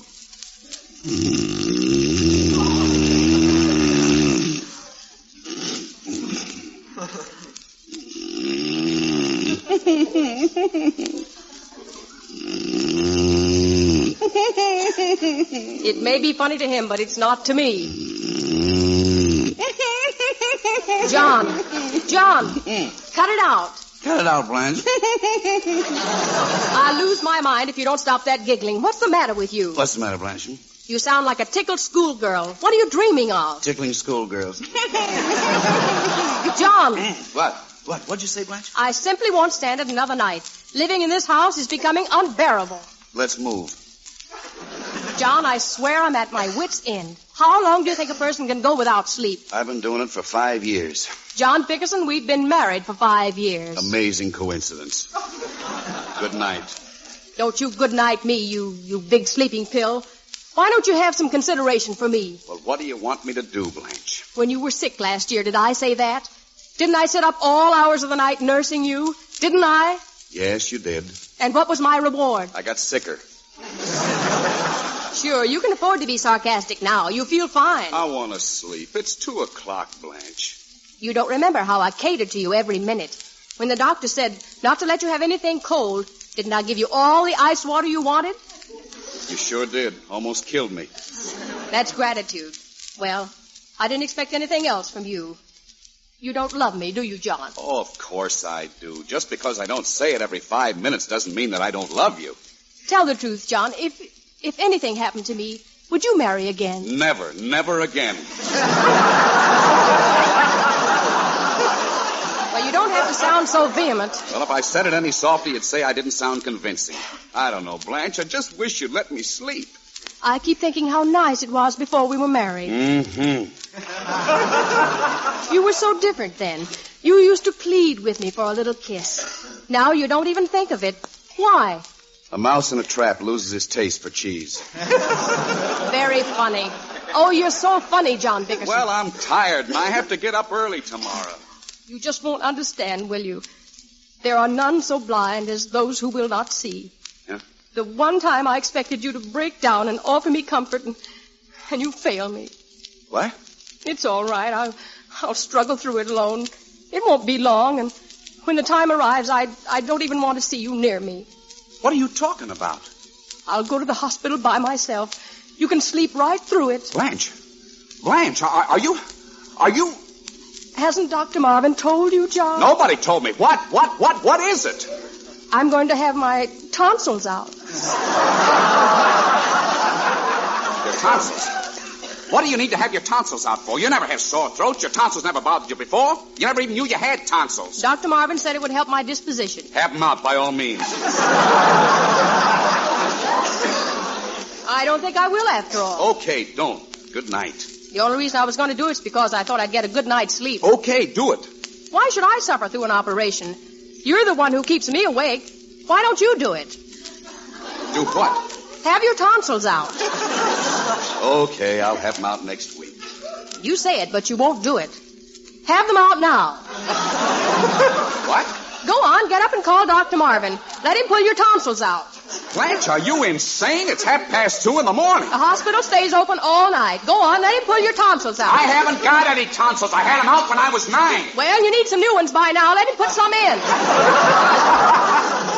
Oh, this is awful. You're deliberately trying to keep me awake. You know I have to get up early and go to work. Oh, don't make your job sound so important. If you take a day off, nothing will happen. No, nothing will happen except I lose a day's pay. I need all the money I can get. I got to make a payment on the car tomorrow. Where will you get that? I've got it. There's $84 locked in the desk drawer. 60. 84. I looked yesterday. You didn't look today. There's only 60. What happened to the other $24? Don't look at me, John. Blanche, there are only 2 people who have a key to that drawer. You and I, and there's $24 missing. Well, we'll each put back $12 and say no more about it. How do you like that? Blanche, what did you do with that $24? I spent it. I bought some perfume. Perfume? $24 worth? How could you carry that much? Don't be silly. It was only a half-ounce bottle, and I got it wholesale. It's the newest thing. Very daring. It's called Perhaps. Perhaps. For $24, they should give you Positively. Well, I can't understand why you throw my money away on junk like that. It isn't junk, and you like it. How do you know? Because it's the same kind Gloria Gooseby uses. I hate Gloria Gooseby. Well, you're always sniffing around her. Now, don't you start with that woman. You're the one who started it. I'd like to spend one night in this bedroom without Gloria Gooseby. Just one night. She just douses herself with that perfume. That's how she catches all the men, the hussy. She's not a hussy, and she doesn't need perfume to catch me. I mean, I can't stand the sight of Gloria Gooseby. But you like the way she smells. I hate the way she smells. I don't see how Leo can live with her, and I wish they both dropped dead. Now, either let me go to sleep or I won't go to work in the morning. Don't go to work. See if I care. You'd have lost a day's pay anyway if I hadn't torn up that summons. What summons? For you to serve on a jury. Well, you can't tear those things up. If I get a jury notice, I have to report. Why? Why? Because that's the law. You can't tear up any court order. I tore up the traffic citation. What traffic citation? The traffic citation they gave me to go to court in front of the jury that you were supposed to serve on, but I tore up the notice. Oh, Blanche, you'll have us both in jail. Well, that's where my brother Amos is. Amos? What has he got to do with this? Well, I was taking a driving lesson. Oh, Blanche, no! Not my new car. It's never been out of the garage. Well, it's out now. I took a driving lesson and paid the instructor $5 an hour. And who was the instructor? It was Amos, wasn't it? It was. I know it was Amos. I never even took the wheel. Amos was driving, and we suddenly saw this other car careening toward us at 100 miles an hour. Yes. Amos didn't have much time, but by an amazing piece of quick thinking, he managed to meet him head on. It's a funny thing, nobody got hurt. Not even the policeman. What policeman? In the other car. Now look, Blanche. Amos started to bawl them out about driving in the wrong lane, and they had some silly excuse about a police car having the right of way. Blanche. And then Amos got mad and hit one of the cops with a wrench. Blanche, where is my car? It's on Hill Street between 5th and 8th. 5th and 8th? That's 3 blocks apart. That's where the car is. About 3 blocks apart. Or it was. They took some of it away to the police pound. Some of it? Well, I don't care. I'm insured. I'm just happy they got that Amos in jail. They can't do anything to him. Oh, they can't, huh? That's reckless driving and resisting an officer. They can wrap him up good. They can't do a thing about his driving, and you know it, John. Why not? Because he doesn't have a license. Oh, that's different. They'll only add another 5 years. I hope they give him life. John, why do you despise my poor brother so? Because I hate him. And don't you dare ask me to help him, Blanche. Well, the least you can do is help me. I have to go to court, too. Well, it serves you right. Go on, testify against me. Get me locked up in jail. Oh, nobody's going to lock you up in jail. Let them put me on bread and water. You won't feel so good when I walk that last mile, when they slit my pants leg. Blanche! Why don't you get me a reprieve, John? Oh, stop it! They're not going to do anything to you. Now go to sleep. Go to sleep, he tells me. My poor brother's in jail. My own husband's going to testify against me. Go to sleep. How can I sleep? I'll never... How can he be so heartless? Hello. Where's the phone, Blanche? I've got it. Hello? Blanche, this is Amos. I'm still in jail. Wait, Amos. I'll get John. Talk to him, John. Sure. Hello. Jocko? Drop dead. Oh, listen, you gotta come down and spring me. This is the first call they let me make. Drop dead. Don't be sorry, Jocko. I'm in an awful jam. I'm in a tank here with 50 other bums. Drop dead. But I got money enough to pay for all the damage. I think I even got enough for the bail bond. Get me out, will you, Jocko? Drop dead. I swear I'll pay you. I got plenty of dough. I started the crab game here and won over $400. Drop $400. Amos, are you loaded? No, but the dice were. Hey, come down and spring me, will you, Jocko? Well, I'm going to think about it, Amos. Right now, I'll leave you with 2 words. Yeah, well, what's that? Drop dead! Now I can sleep. Please, John, dear, get my brother out of jail. Well, I'll think about it. I'll do anything for you, John. Please bail him out. Pour me a shot of bourbon, Blanche. Are you sure you wouldn't like a double shot, dear? Just a single. Thanks. Wonderful stuff. I promise I'll never wake you up again, darling. And will you forget all about Gloria Gooseby? Forever. Just get Amos out of that nasty jail. Well, we can't do anything about it until morning anyway. In the meantime, I think I'll get a good night's sleep. Certainly, dear. Are you comfortable? Perfect. Just perfect. Snore to me, John.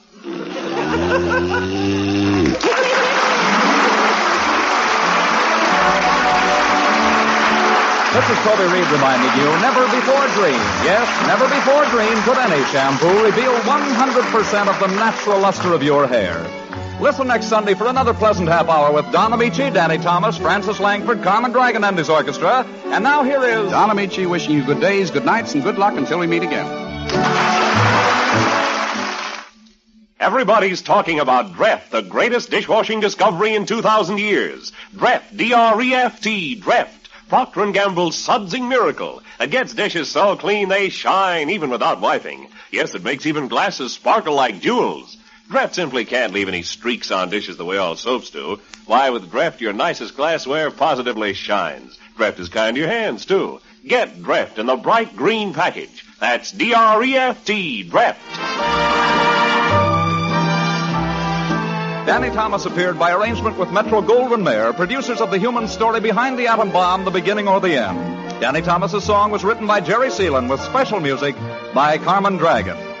Ladies, it's more important than ever that you save kitchen fats every day, every mealtime. To help get more soap, fabrics, and other items you want and need, save those fats.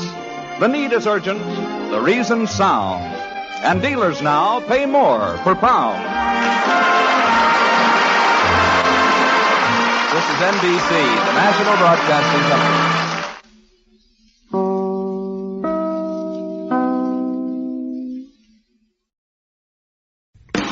Keeping the radio memories alive thanks to the sponsorship of John Paul Pet. Pet care with a salon pedigree. Visit jppet.com today.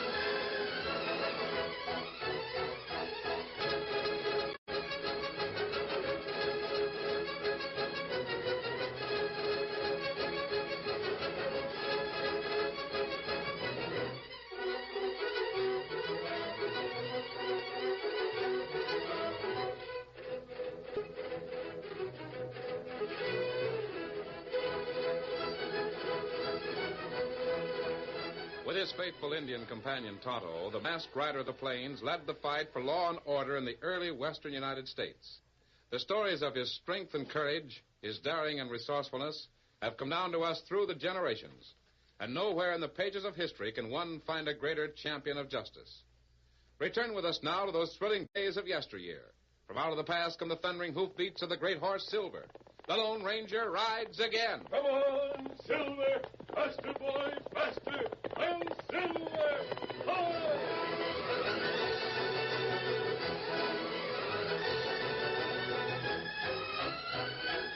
Ranch in the foothills of Red Rock Range.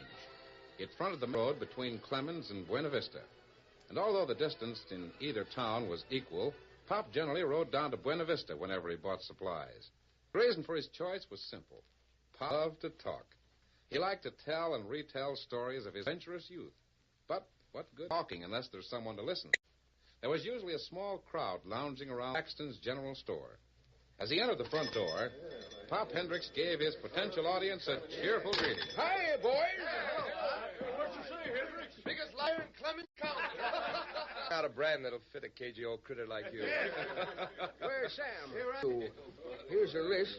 Here's a dinero to pay for it. Let's see.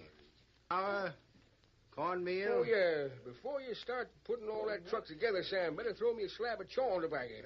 Here you are. It tastes good. Ran out of the stuff about 4 days ago. Put your order in the bag, Pop. Will you wait? Sure, I'll wait. Hey, that plug of tobacco's kind of tight fit for your shirt pocket, ain't it, Pop? Yeah, it is. Sort of a tight fit. I'll get it. Oh, here you go. Did I ever tell you fellas about the time I was driving the overland mail from Smoky Hill to Denver? We've heard it about 15,000 times. I know every word of that story by heart. No, not every word. It adds 100 more engines every time he tells it. Wait a minute. It's the truth. And if you young whippersnappers would just... What is the story, Pop? I've never heard it. Oh, ain't you? There you are, Pop. Most likely this is the only hombre in the United States and Canada that ain't heard about how you used to drive the overland wagon. Oh, go on, Mr. Hendricks. Tell me about it. Well, like it being a tight fit in my shirt pockets, what made me think of it? You don't need anything to make you think of that tale. Well, like I was saying, I had an experience back in '53 that ain't never been equal. It sure ain't. Well, go on. Well, I was driving a stagecoach for the Overland Company. Had the run between Smoky Hill and Denver. Lots of wild Indians in that country in those times. So touring a stage was a pretty dangerous job. Took a cool head and plenty of nerve. I'll bet it did. Some of the drivers were scared of that Smoky Hill to Denver run. But not me. I had a team of 6 of the finest horses west of the Mississippi. And a Concord stage that was built like a baby buggy. Still got that old stage, too. It's out at my ranch right now. You ought to come out there sometime. Stick to the story, Pop. Oh, yeah. It was one morning in the spring of '52. I just drove into Smoky Hill from Denver. Hadn't even unhitched the team yet. The superintendent walked up at me and he says, "Hendricks," he says, "we've got a lot of United States mail piled up here that has to leave for Denver right away." "Why ain't somebody taking it out?" I says. "'Cause every driver here is afraid to make the run," he says, real disgusted like. And then he went on and explained the reason. There'd been a lot of Indian raiding at Black Canyon Pass. Stages wrecked, drivers killed. So you offered to take the mail to Denver? Sure I did, even though I'd just come back from a trip.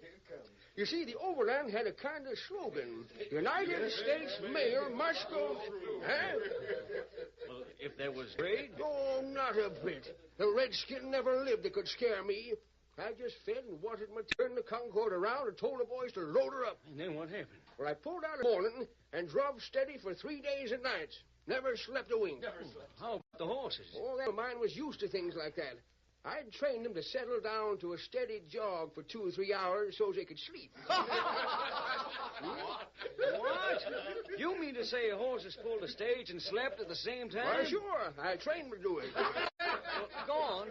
Long about sundown of the 3rd day, I come to the head of Black Canyon Pass. That's where the Indians were. But I didn't know it right then. I was tooling along at a good clip when all of a sudden I heard a blood-curdling yell high up on the mountain to my right. It was Indians, all right. Hundreds of them. How many hundred, Pop? Oh, must have 500. What were they doing? Rolling a big boulder down onto the road. A rock that was 4 times bigger than the coach I was driving. They blocked the road. Yeah, that was the idea. 'Cause the pass right at that point was just wide enough for a stage to get through. Did they do it? Not quite. That big boulder rolled right down plumb into the middle of the road. And it only left a narrow gap between there and the mountain. So you were forced to pull up and stop. Well, maybe that's what an ordinary driver would have done, but not me. What do you mean? I took in the situation like a flash and decided to grab all the lines in my left hand and reached for the whip with my right. I sent it spinning out over the heads of my team, and it cracked like a pistol. Well, the horses knew what that meant. They stretched their legs, and we headed for that narrow gap like we were shot out of a gun. It was. You couldn't have squeezed that through there with a shoehorn. Well, then how did you ever I remember the slogan of the Overland. The United States Mail must... What? Well, so I knew I had to do it some way. What happened? Well, the horses went through all right, but the coach was too wide. It was a good thing I'd remembered to pack all the mail bags in the boot right under the front seat. When we hit that gap, we were going so fast that the boulder pulled that stage right in two, clean as a whistle. Then you were wrecked and the Indians... No, I weren't wrecked. The coach was cut in two. Just the rear half stuck in the gap. And then what? By Juniper, I did what any real driver would do. I drove on into Denver on the 2 front wheels. I've never heard anything like that before. And you never will again. Drove on into Denver on the 2 front wheels.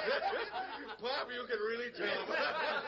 It's a good story, old-timer, but that You think it's funny, eh? That's the trouble with you young squirts. Ain't got sense enough to listen to your betters. Here's your order, Pop. Everything... Thanks. Well, goes you on back to the ranch. You're not staying in town? Got nothing against the town, Sam. It's some of the... miss. So long, Sam. So long,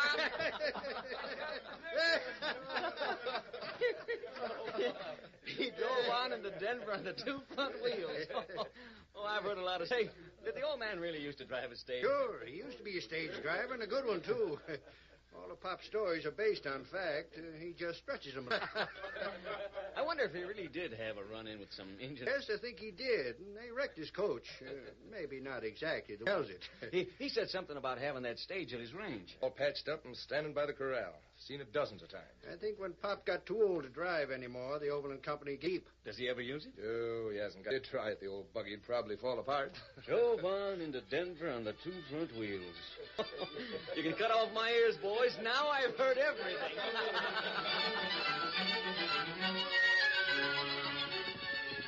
Oh, you winner. Oh. 3 horses hitched to the corral. Ain't expecting anybody. Wonder who's here. Oh, Pop. Well, I'll be the Lone Ranger. We've been making ourselves a... Narration, of course, I don't mind. Powerful glad to see you, Tonto. How you been? Juniper, I'm sure glad to see you. Come on in the house and I'll rustle some grub. I'm afraid Tonto and I won't have time. Here, Dan. Oh, sure. Dan, this is... Look at there, partner. We're going up to see the sheriff at Clemens. He sent for... May be busy for a few days. I wonder if Dan could stay here with you until we get back. Well, sure he can. I'd be tickled to death to have the boy stay here as long as he wants to. Oh, gee, thanks. That's settled. That is, if he can stand living with a crotchety old buzzard like me. I think you two will get along. Son, you're talking about the finest Concord that ever turned the wheel. Did you ever drive it, Mr. Hendrick? Drive it? Say, that reminds me. Did I ever tell you fellas about the time I was driving the overland mail from Smoky Hill to Denver? Oh, yes, Papa.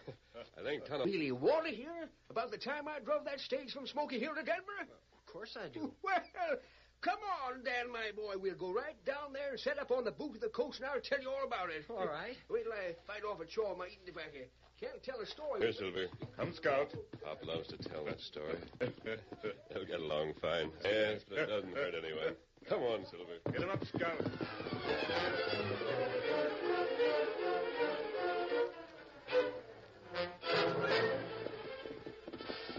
Kirby's house, Tonto. I go to the back door.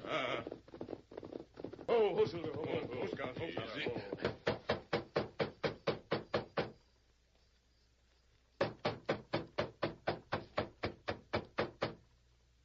That's strange. Evidently, he hasn't been gone very long. I don't know, but it's a safe bet he's still listening to one of Pop's stories. I can't understand. There's only 2 rooms in the house. Closet of some sort, Tonto. The sheriff keeps extra clothes in there, and... Let me see. Tonto. Hand fall out. Him tied hand. Been shot. He's dead. Oh. Reach. Get your claws up. He's back up. Get him up, or I'll put a load of daylight through both of you.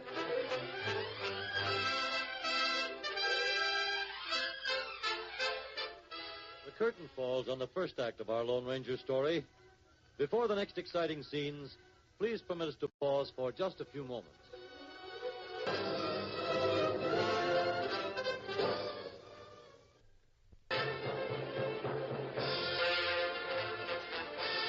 Opening a closet door in the office of Sheriff... The Aubreys heard me. Get your flippers. I'd get him up. We can't very well argue with a gun at our back. Stand up and turn around. Both of you. Masked. Outlaw, huh? And an Injun. A couple of sneaking varmints. Never saw any. We seem to have found... Off that mask. I'd rather not. Take off the mask. Strange that a smart... I'll take it off. And your face wet. That's what I've been hoping for. Tonto! He asked for that, and he took his eyes off my hands and walked close to me. You hit him, crook. He's not one of Kirby's deputies, I know that. All those circulars over on the desk. Questions.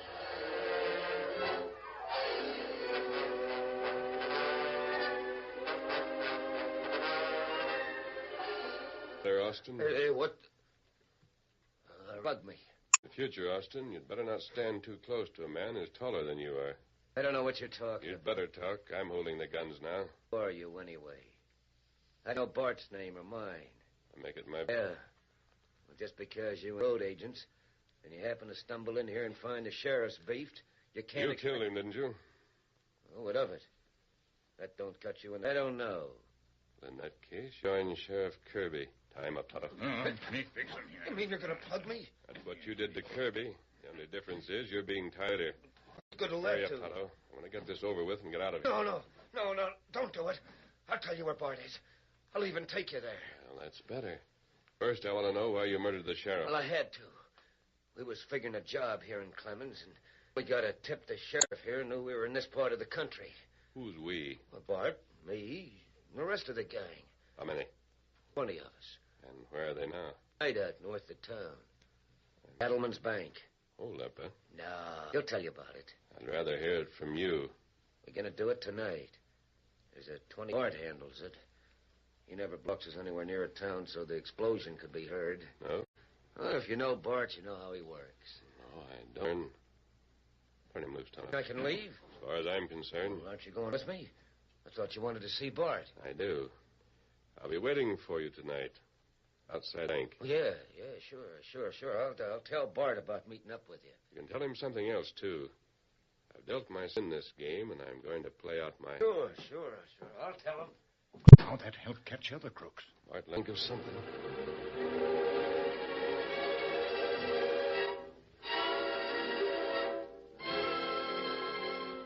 Wasn't my fault, Bart. Honest, it wasn't. I tell you to beef that lawman, then hang around there so nobody will find him till after the judge. I did. So you let some critter that's masked take your guns away. I couldn't help it, Bart. There were two of them against me.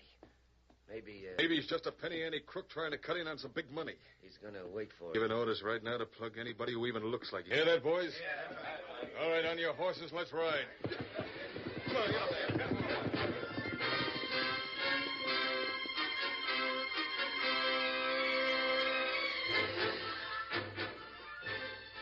Quiet. Back that wagon up here to the door. All right, come on. Back up there. Come on. Here, push that door in and get to work. Fast, we ain't got to... Once more. That's it. Now hurry it up. All right. Up, Bart. You'd better not. I've got guards posted all around this place. They'll drop the first thing it moves, including a masked man or an Indian. Maybe he was just bluffing. Lucky. You got it, Bart. Into the wagon with it. Couple of you stay there so it won't... All right, now, whip that team. Rest you mount your horse and stay behind it. Keep your guns handy, men. Don't be afraid to use them. Come on, get up. Here, Silver. Come, Scout. Take every shortcut you can, Tonto. To Vista. See the sheriff there. Tell him to round up all the men he can. Bridge, steady, big fella. And there. Come on, Silver. Get him up, Scout.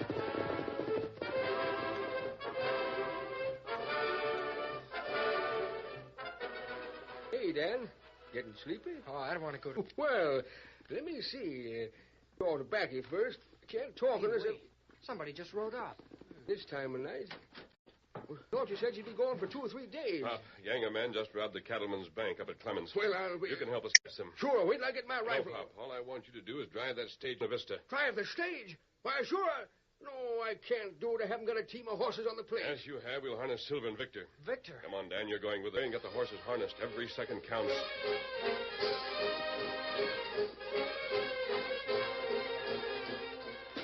Now, get up there on the boot, Pop, and grab the lines. I don't understand what you're trying to do, but I guess it's all right. Just drive, Pop, drive. Tool this stage like you used to on the Overland Mail.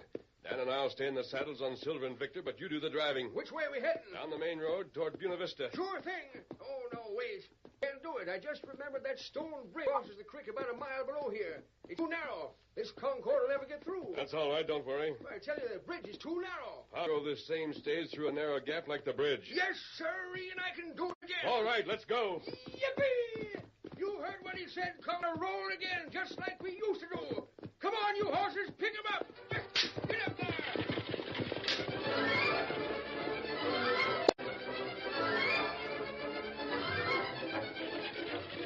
There's the bridge, right ahead of us. Hang on, Pop. We're going through.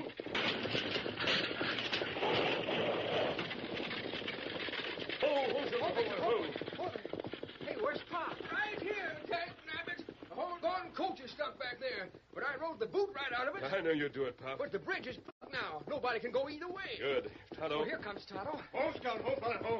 Oh. Me tell Sheriff Kimosabe. Him right behind with plenty big posse. You hear him? Get the harness off Silver and Victor, Dan. Sure. And they're here ahead of Bart Lester and his gang. Hey, will somebody tell me what this is all about? You'll find out in just a few minutes, Pop. Tell the sheriff the bridge is blocked, and the outlaws coming from Clemens can't get past or around it. A posse can easily surround them. Come, Dan, Tonto. Come on, Silver. On, Victor. Get him up, Scout. Here comes Pop Hendricks now. Hiya, Pop. Hey, Pop. Everybody in town's talking about what happened down by your place last night. Is it right the sheriff captured a whole gang of bank robbers? Yeah. He never would have nailed him if you hadn't bottled him up by plugging the bridge with the old stagecoach of yours. Yeah, I guess the sheriff knows what he's talking about. You're about the most important man in Buena Vista now, Pop. Where'd you get the horses to pull that? Borrowed them from some friends. Friends who don't want their names mentioned. But I don't understand how you did. Lord thunderation, you fellas make me sick. It's the same thing I've been trying to tell you for 20 years. Just like the time I drove into Denver on the two front wheels.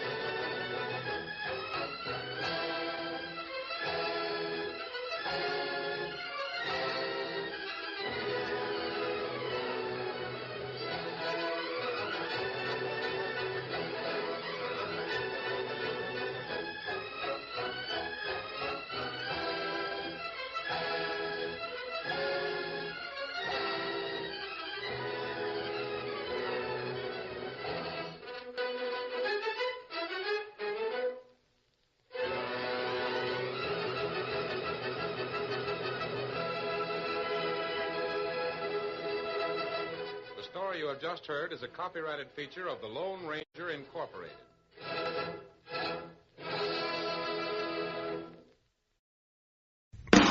Keeping the radio memories alive thanks to the sponsorship of John Paul Pet.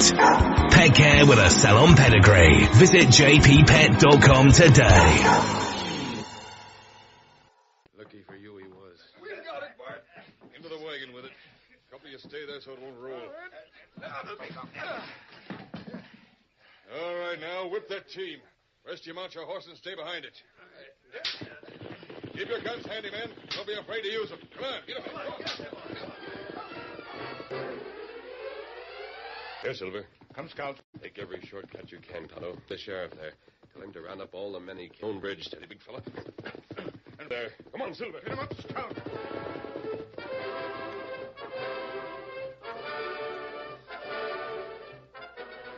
Hey, Dan. Getting sleepy? Oh, I don't want to go. Well, let me see. You ought to back you first. I can't talk unless Somebody just rode up. this time of night. I thought you said you'd be gone for 2 or 3 days. Yanger man just robbed the cattleman's bank up at Clemens. Well, I'll be... You can help us catch them. Sure, wait till I get my rifle. No, Pop. All I want you to do is drive that stage to Vista. Drive the stage? Why, sure. No, I can't do it. I haven't got a team of horses on the place. Yes, you have. We'll harness Silver and Victor. Victor? Come on, Dan. You're going with us. Oh, sure. Hurry and get the horses harnessed. Every second counts.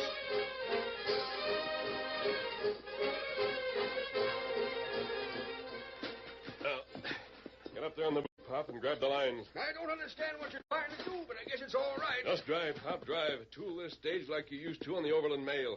Dan and I'll stay in the saddles on Silver and Victor, but you do the driving. Which way are we heading? Down the main road toward Buena Vista. Sure thing. Oh, no, we can't do it. I just remembered that stone bridge crosses the creek about a mile below here. It's too narrow. This Concord will never get through. That's all right. Don't worry. I tell you, the bridge is too narrow. Go this same stage through a narrow gap like the bridge. Yes, sirree, and I can do it again. All right, let's go. Yippee!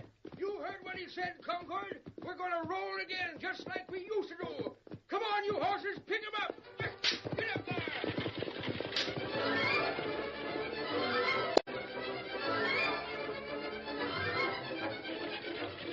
There's the bridge, right ahead of us. Hang on, Pop. We're going through.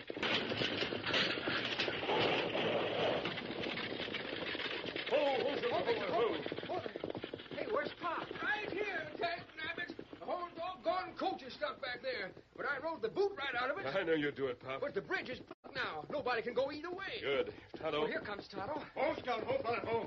Oh, he killed Sheriff Kemosabe. Him right behind with a big posse. You hear him? Got the harness off Silver and Victor, Dan. Sure. And they're here ahead of Bart Lester and his gang. Everything. Hey, will somebody tell me what this is all about? You'll find out in just a few minutes, Pop. Tell the sheriff the bridge is blocked. That the outlaws coming from Clemens can't get past or around it. The posse can easily surround them. Come, Dan, Tonto. Come on, Silver. Oh, Victor. Get him up, Scout. Here comes Pop Hendricks now. Hiya, Pop. Hey, Pop. Everybody in town's talking about what happened down by your place last night. Is it right the sheriff captured a whole gang of bank robbers? Yeah. He never would have nailed him if you hadn't bottled him up by plugging the bridge with the old stagecoach you use. Yeah, I guess the sheriff knows what he's talking about. You're about the most important man in Buena Vista now, Pop. Where'd you get the horses to pull that? Acquired them from some friends. Friends who don't want their names mentioned. But I don't understand how... Lord thunderation, you fellas make me sick. It's the same thing I've been trying to tell you for 20 years. Just like the time I drove into Denver on the two front wheels.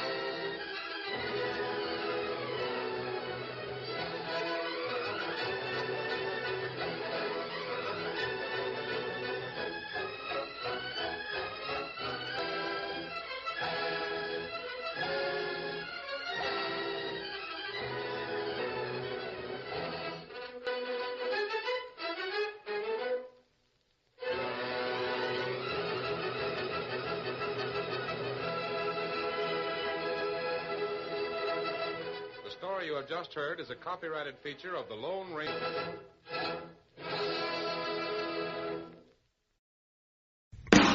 Keeping the radio memories alive thanks to the sponsorship of John Paul Pet. Pet care with a salon pedigree. Visit jppet.com today.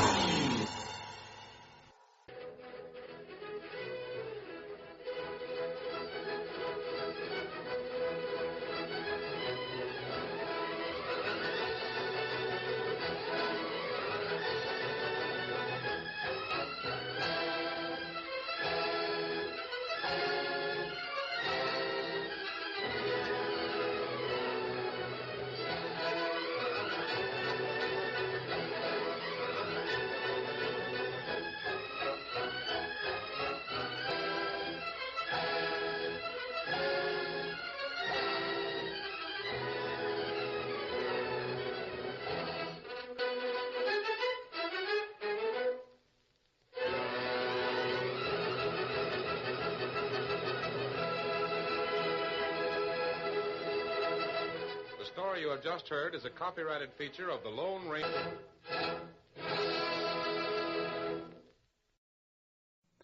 This is the 1940s radio channel from the Rocket Classic Radio Network. I hope you're not hungry, dear Henry, dear Henry. I've just burnt the roast and I've ruined the sponge. Well, that's a nice thing, isn't it? After I've been working all day... Henry, I've got me secret supply. You don't mean... Polo mints. Yum, yum. Will you have a polo, dear Liza, dear Liza? Will you have a polo, dear Liza, polo? How very kind of you, dear Henry. I most certainly will. I'll have 3 or 4 or maybe more. But you take the old tube. Because they happen to be my tube of polo, dear Henry. Have one. This cord is stronger than steel. It is 3T cord, built into the new G8 by Goodyear. It gives more protective strength. The new multi-bladed thread has a wraparound shoulder design for greater grip, improved steering and cornering.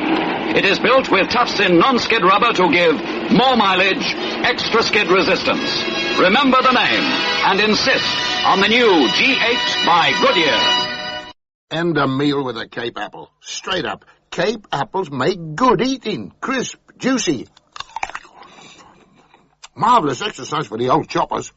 Go on, treat yourself. Live. Buy a bushel or two of Cape apples today. You can't lose. Would you credit it? 50-odd years of baking same old Ovis. Now top brass at Ovis tell me they want an alternative. Still with same wheat germ goodness, but a bit softer like and less crusty. I told them I'm too old to change my ways now. I'll put one that lads onto it. Very nice, young Harold.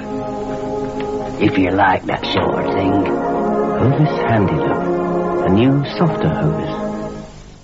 You know how much dogs love fresh meat? Well, here's something pretty amazing. New Hap.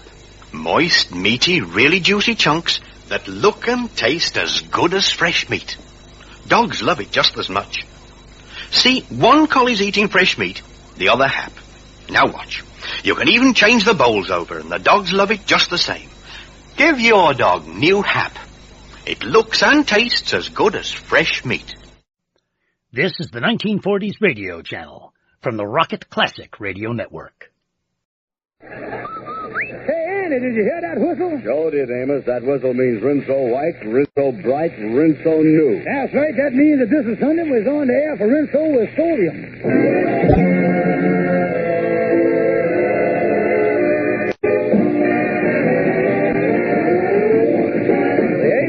Show with Lou Lubin, Ernestine Wade, Johnny Lee, Laura Bowman, Sarah Berner, Jeff Alexander, and his orchestra, and radio's all-time favorites, Amos and Andy.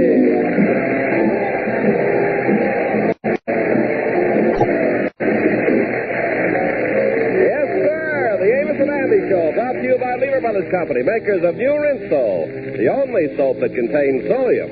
That's why Rinso gets your clothes whiter and brighter than new. Rinso first, Rinso first. Rinso new.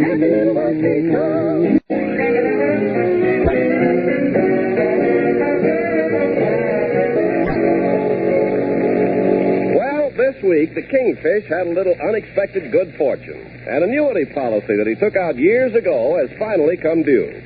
The Kingfish decided to take the proceeds in a lump sum, and right now he's boasting to Andy about his good luck. Yeah, and my policy done in mature, Joe. Yeah, looks like 250 maggots. Yeah, boy, it's so piled up there nice, don't it? I see you don't have it changed into singles. Yeah, just been sitting here kind of rustling the bills in my ear, listening to the music, you know. Beethoven never written nothing as sweet as that. No. Yeah, they say that money is the root of all evil, but it certainly grows into a nice little shrubbery, don't it, son? Tell me this, what you figuring on doing with this money, King? Well, I got an angle, Andy. I want to make a profit on it, invest it in some ludicrous business, Well, you better be careful. Don't forget that California oil well you put some money into once. Yeah, it was a good thing, Andy. Except the man drilled it too close to the ocean. All I got out of the thing was 4,000 gallons of seawater and a dead halibut, that's all.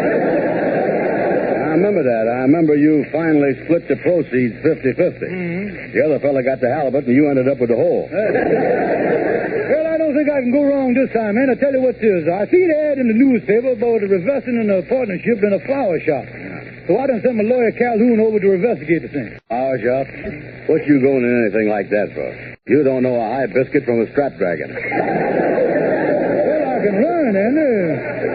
And besides, it ain't a bad deal. The deal that Calhoun made for me is that I put up my automobile to use that for delivery of the flowers, you see, plus my $250 in cash, and I go in an equal partnership in the thing. Tell me this, is you done met your partner yet? No, Calhoun made an appointment for the owner to come over here and discuss the thing. His name is H.R. Wilson. Matter of fact, he ought to have been over here 15 minutes ago. Yeah, well, Kingfish, I hope that... Oh, ain't it? That must be Mr. Wilson at the door. Yeah, well, I'll get on out the back door, Kingfish. I guess you want to go with this deal alone. Yeah, shoot out the back way, and, well, I'll see you later, Andy. So long. So long, so long.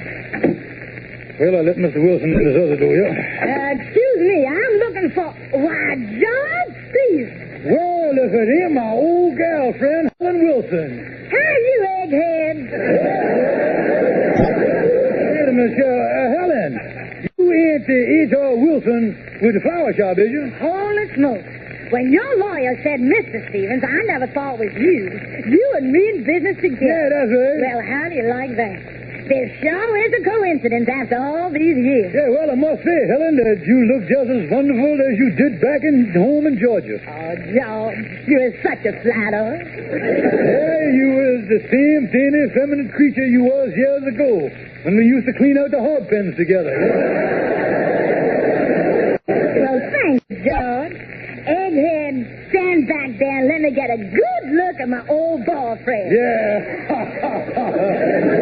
How'd I look to you after all these years? Honey, you look like you was ready for the glue factory. Well, tell you the truth now, Helen, I've had prunes for breakfast with smoother faces than you got, too.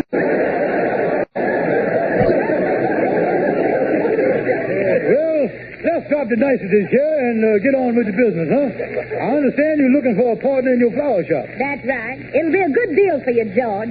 I'm cleaning $100 a week. If you got the cash and the car, that's all you need. But you gotta act fast. Yeah, well, like my lawyer told you, I was interested in the thing, and it might be nice being in business with an old friend, you know. Yeah. Well, I'll tell you what, George. Why don't you and that lawyer of yours come over to the shop after the place is closed and look it over? Then if everything is okay, we can close the deal. How about it, huh? Yeah, Helen, I'll do that. I tell you what, me and my lawyer will be at your place tonight at 9 o'clock.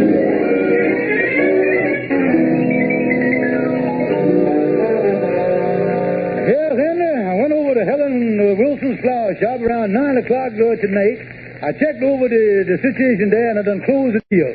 He signed the contract. Helen Wilson.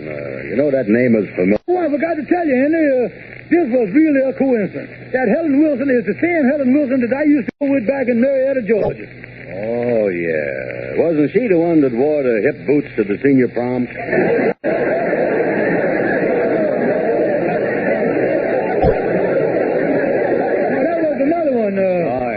Helen Wilson was the gal who worked in the big factory just outside of town. You know, they used to call her the Clara Bow of the turpentine plant, you remember? Oh, sure, yeah. Worked in that turpentine plant. Yeah, I remember her now. Yeah, I remember when you picked her up after work. You didn't dare light no cigar near her for at least 2 hours. Yeah, she was pretty inflammable in them days, all right. Talking about being inflammable, you was pretty sweet on her, wasn't you? Well, it was just a case of puppy love, but we done a little growling now and then.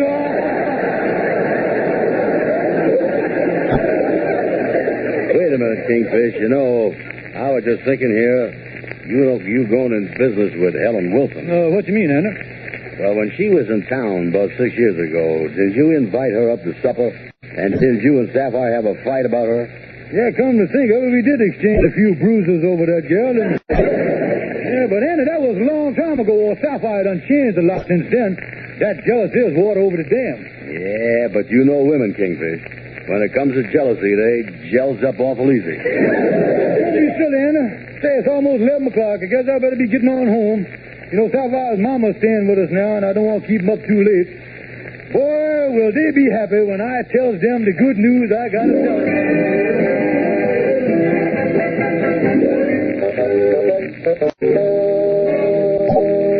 Well, Mama, it's 11 o'clock. I don't think I'll wait up no longer for George. I'm going to bed. Well, I sure hope you'll be able to sleep, Sapphire.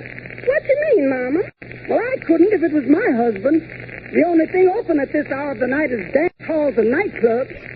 Mama, I told you George called and said he was out on business, and I could trust him. Listen, Sapphire, the only thing you can trust that wears pants is a lamb chop.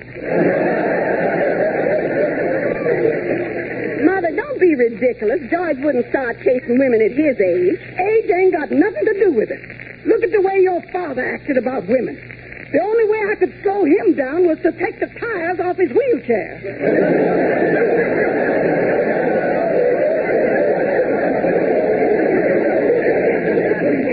Mama, George ain't never done nothing like that.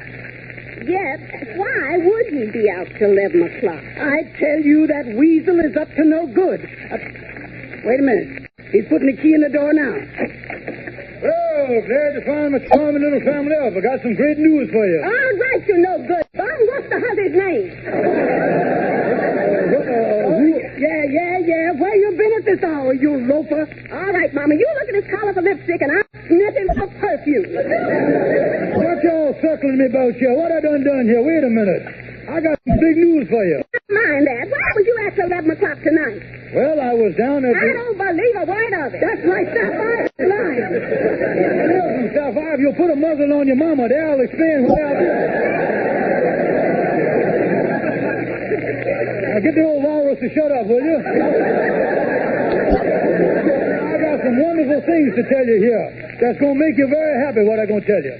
You see, Never mind that. Where you been till this hour of the night? Well, Sapphire, I just want to tell you that Husband of mine is don't stay out this late. But, Sapphire, I got some news. Don't think that you're pulling the wool over my eyes. But, Sapphire, I only want to tell you... And another thing, I just heard that your old gal friend, Helen Wilson, is in town. And if I ever catch you even speaking to her, I'll break every bone in your body. Now, what was it you want to tell me, George?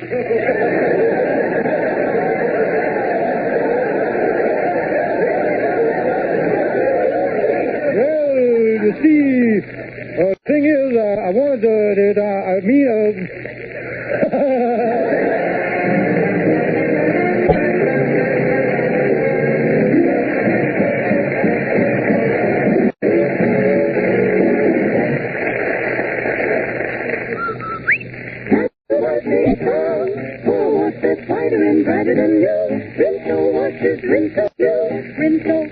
whiter than new, brighter than new, Rinso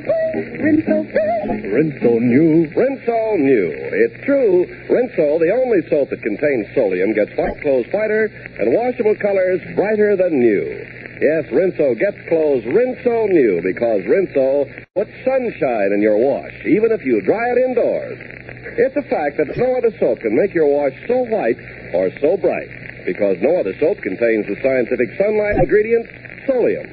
Use Rinso for your heaviest wash, and you'll see for yourself that Rinso gets out more dirt than any other type of wash day product. And yet Rinso is so safe for your clothes and so kind to your hands. On wash day, use Rinso and see your wash become whiter, brighter than new. Rinso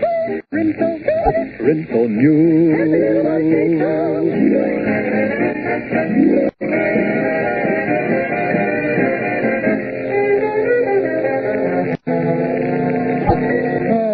If Sapphire ever finds those eyes and partners in the flower shop with that old gal of mine, Helen Wilson, she's gonna kill me.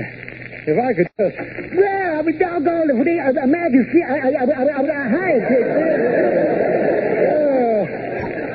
Listen, Shorty. I ain't never felt worse in my life. By mistake, I got in partnership with an old gal of mine, Shorty. And if Sapphire ever find out, well, she gonna leave me. Life won't be worth living no more.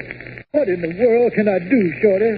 Well, I was just... This is the only thing you can do to keep your family together. Well, I was just... you keep your chin up. Look for the silver line. Keep smiling. Kingfish, that's the funniest thing I ever heard.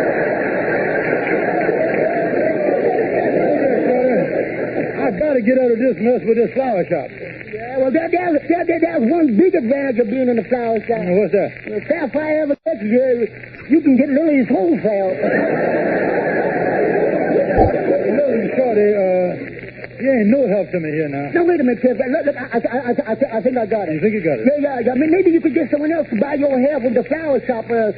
Someone like Andy. Yeah, of course. Andy wants the business of showing a big profit. We ain't doing too well in the flower shop, but I could stretch a point. You know, sort of rubberize the books there. Yeah, that's what I do, Shorty. Yeah. Oh, why did that old gal of mine, Helen Wilson, ever come back to town in the first place? You know something, Kingfish? Not long ago, I was engaged to a beautiful gal, and she was very jealous of me. Yeah, and one day I heard that an old girlfriend of mine was back in town. Oh, and you was afraid that she would create a romance with this new gal. Right. So I went over to the apartment where this old girlfriend was staying, rang the doorbell, shook my finger in her face, and told her to get out of this town right away. I told her that this city wasn't big enough for both of us. I told her that if she didn't leave, I would make plenty of trouble for her. Well, what happened? Well, she started to tremble. She got so scared that she was really petrified. Her husband punched me in the nose.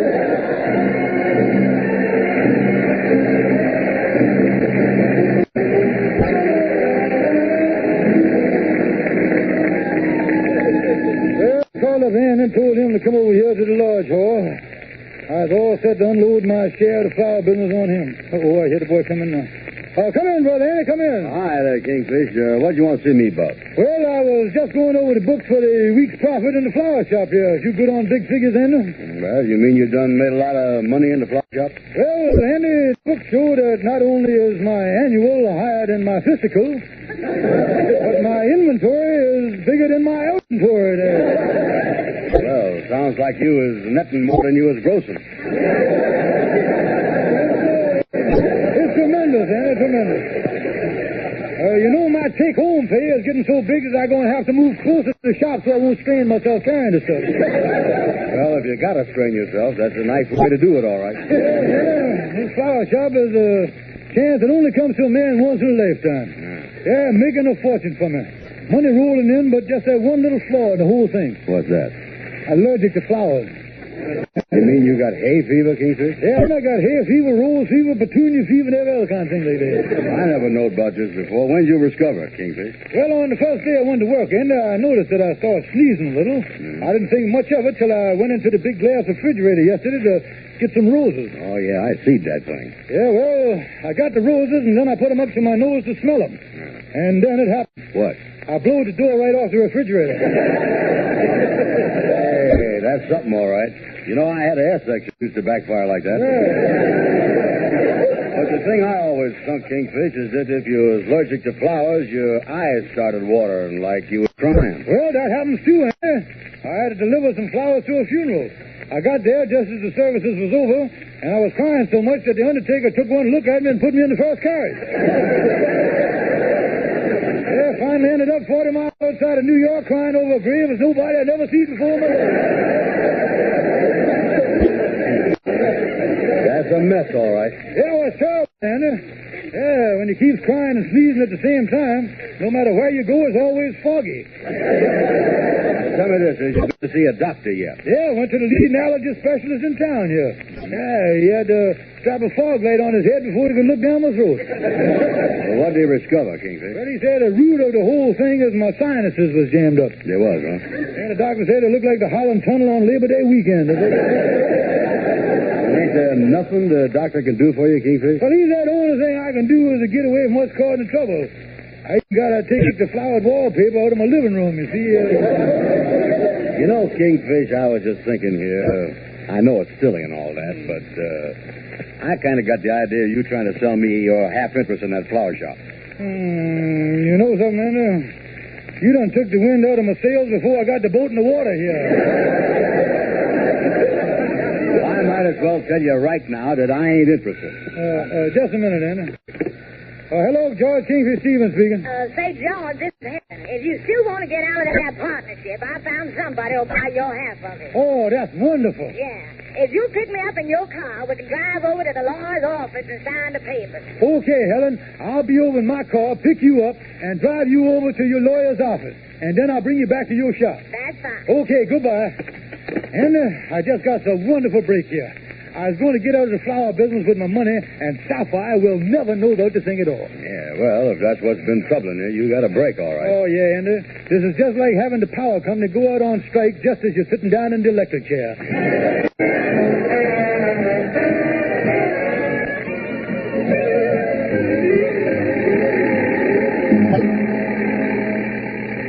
Thanks for driving me over to close the deal, George. Oh, that's all right, Helen. I'll drop you back now at the flower shop. Sure was a happy moment for me when I signed them papers. I hope you and your new partner are going to be happy. Well, too bad it didn't work out for us, George, but I guess it's all for the best. Oh, yeah, I sure is a happy man. Step on it here. Do-do-do-do-do-do. Say, look, take it easy, will you, George? You're driving too fast. Yeah, don't worry about my driving. I tell you, if they ever give an award for safe driving, I would be the one to get it. I keep my eyes open for every little thing that might come. Holy Moses. Helen, is you hurt? Oh, what happened? The automobile skidded out and run into a streetcar. And smashed my whole radiator in here. Is you hurt, Helen? No, I ain't hurt, but why don't you watch where you're going? Oh, me, let's get out of here. Oh, I can't get out of this side. The door's sprung. I can't get it open. Yeah, well, come on. Get out of this side, Helen. My nervous ring. Now, wait a minute. Stop shaking, Helen. Take it easy. I'll help you here. Let me get my arm around you. Step down there now. Hey, folks, will you look over this way a minute? What's the matter, mister? Ah, thanks for the picture. What's your name? George Stephen Helen Wilson. But what you taking a picture from us? I'm a cameraman for a New York paper. I've been trying to get a spot news photograph for years, and I just happened to be on that streetcar. This is my lucky day. Hey, wait a minute. Don't put that in the paper, mister. Come back. Oh, George, calm down. What's the trouble? What's the trouble? I can't let them print that picture. When my wife see a picture of me with my arm around you, I'll be a double feature in tomorrow's paper. Once on the front page and once in the obituary.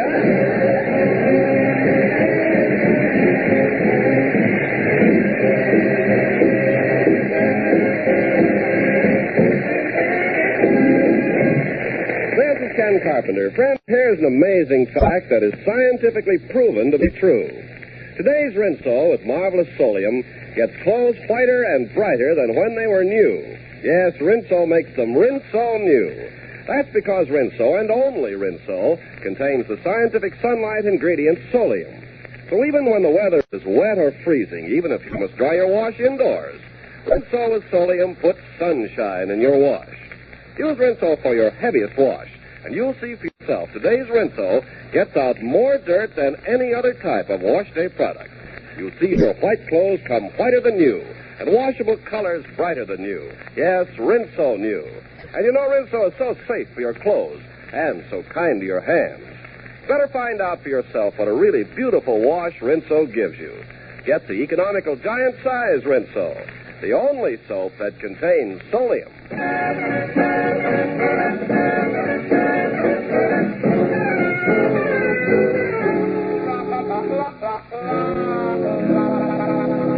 Hey, what are we going in here to Calhoun's office for, King? Well, then I got to find some way to keep that picture out of the newspaper. I can't let Sapphire see a picture of me with my arm around Helen Wilson. Yeah, well, Calhoun's a smart fella. Maybe he'll figure out something. Yeah, well, let's go in here to see him. Hello there, Calhoun. Oh, pardon me. I didn't know you was on the phone there. Go ahead. Yeah, I just talked to my brother here. I'll be through in a second. Go ahead. Yeah, hello, brother. Tell me more about your accident. Laceration, head injuries, and a fractured arm. And you say you think you can get at least $5,000 in damages from the bus company? I see. Well, so long. Hey, Calhoun, that's quite an accident your brother had there. When did it happen? Tomorrow morning if it don't rain. Tomorrow morning? Yeah, but you can't get no lawyer to handle nothing like that. I wouldn't touch that thing with an 11-foot pole. Well, the problem that I got is something that already done happened. Yeah, tell him about it, Kingfish. Yeah, well, there's been a picture took of me with my arm around another gal, and if the newspaper prints it, my wife is going to leave me. I see. And you want me to try and get them to print it? No, Calhoun. The Kingfish want how to keep the picture out of the paper. Oh, well, the only way you can do that is if you can prove to them that a picture in the paper would be against the public interest. Public interest? Yeah, if it would be harmful to the government or something like that. Yeah, well, that's a sort that, let me see, harmful, Say, listen, if I was to tell them that I was a government spy and printing that picture would unreveal my identity, that would probably keep it out of the paper. Yeah, but what if that don't work, though? Yeah, what about that, Calhoun? Suppose it do get in the newspaper and my wife see it. What then? Well, in that case, there's only one thing to do. Get your wife the most beautiful apartment you can find. And put the most gorgeous furniture in it you can buy. Yeah, and get some of the thickest carpets. And then paint the place inside like a beautiful little dollhouse. And then over the mantelpiece, put that famous Latin slogan, Hoc Vertus Moto in Facti. Yeah, what does that mean? Honey, I ain't never coming home no more.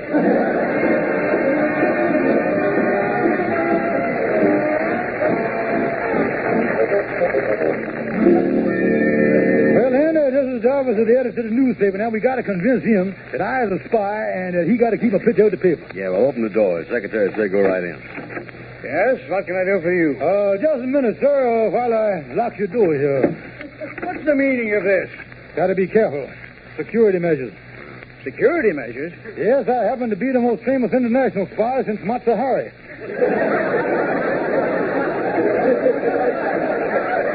Just so happens that me and Secret Agent 62 here is here on official business. You see, one of your photographers done snapped my picture, and the government don't want it to be printed in the newspaper. And just why is it so important that your picture doesn't appear in my paper? Well, like I say, I was a spy, and my present assignment is posing as a colonel in the Russian army. Right now, I was here on 2 weeks vacation. You're in the Russian army? Yeah, but natural, I'm still loyal to the old Sarge. For instance, when we have the patriotic rally at the Kremlin and everybody is singing, I might be moving my lips to the Internationale, but I'm tapping my feet to Oklahoma. And on top of that, he always crosses his fingers when he salutes the hammer and the popsicle, too. Well, this is the most amazing story I've ever heard. Yeah, well, you can understand, Milton. If you print that picture, it'll cause an awful mess. Because right now, I'm supposed to be on the maneuvers in Siberia, you see. Oh, you are, eh? Oh, yeah. You see, tomorrow morning at breakfast when Stalin is sitting in his bathrobe having vodka and donuts, he's liable to pick up the New York Times and turn to Molotov and say, look here, Molly, what's Colonel Ivanovich doing running into a streetcar on 134th Street? I'd have a tough time talking my way out of that. Yeah, especially when he don't speak Russian.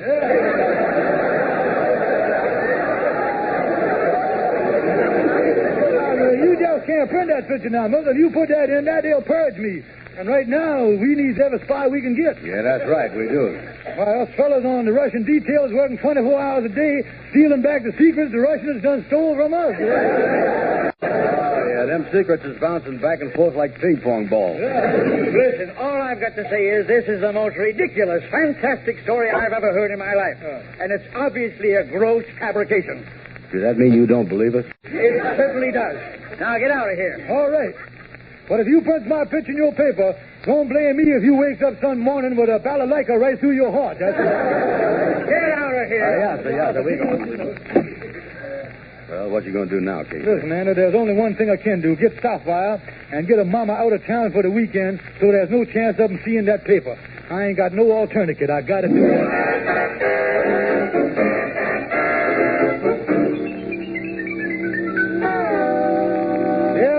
It looked like I was finally in the clear. Oh, yeah, the picture was in the paper 2 days ago. But with you taking Sapphire and Mama out of town, they done missed the thing. Yeah, well, fellas, it certainly is good news to hear that the Kingfish is out of trouble. Yeah. Well, with the three of you going to Atlantic City for the weekend, that must have cost you a lot of money, huh, Kingfish? Yes, it was, Amos. It cost a lot of money. It wasn't cheap, all right. Yeah, but it was worth it. Them not seeing the photographs in the newspaper. Yeah, well, excuse me, boys. I'm going to make a phone call here. Tomorrow's Valentine's Day, and I want to send Sapphire some roses. I think I'll call up Helen Wilson's flower shop. Might as well give her the business. Hey, wait a minute, Kingfish. That ain't a good idea. If Sapphire see a box from Helen Wilson's flower shop, he'll liable to get suspicious and find out the whole thing. Yeah, Amos is right, Kingfish. Yeah, I'll just send Lightning over there and tell him not to put him in the box. Just wrap him up. I tell you, boys, you got to think fast to stay ahead of women these days, or they'll catch up with you.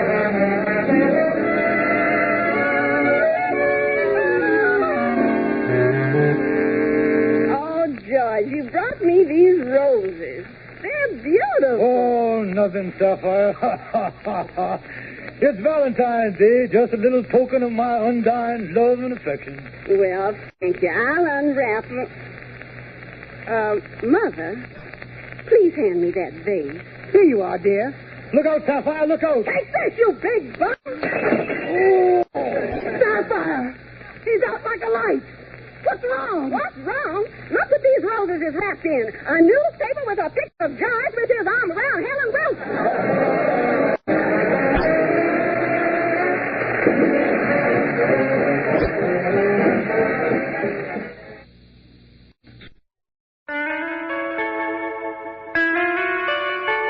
The great guitar sound of today is Gibson.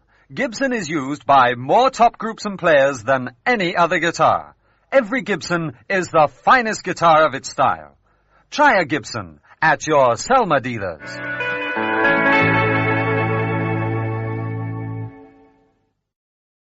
I came across Mr. Ghibli in a meadow by the church. If I painted that spire once, he said, I painted it 12 times. He offered me an apple pie. An artist needs inspiration, he explained. Golden short crust pastry, delicious apple filling, and just the right amount of sugar sprinkled on top.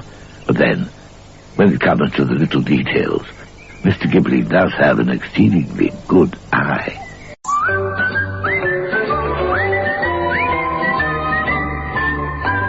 A million housewives every day pick up a tin of beans and say, beans, beans, Heinz.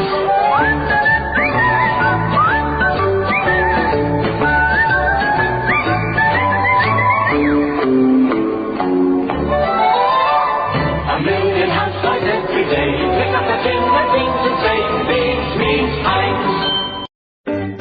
For lovely hair that makes men stare. That's the promise of Steiner. Now, from Steiner, the authority on hair, new Pearl Foam Shampoo. Quick foaming Pearl Foam Shampoo leaves your hair with a light, fresh perfume, reveals true hidden beauty. Steiner Pearl Foam Sachets, 1 and 9 at chemists and stores everywhere. For lovely hair that makes men stare. That's the promise of Steiner. J-E-L-L. Oh, the big red letters stand for the Jell-O family. Oh, the big red letters stand for the Jell-O family. That's Jell-O, yum, yum, yum. Jell-O pudding, yum, yum, yum. Jell-O duck, Fiocca pudding, yes, sirree. Classic shows from the golden age of radio. This is the Rocket Classic Radio Network. Wait a minute. Have you heard the strange tales of the Whistler?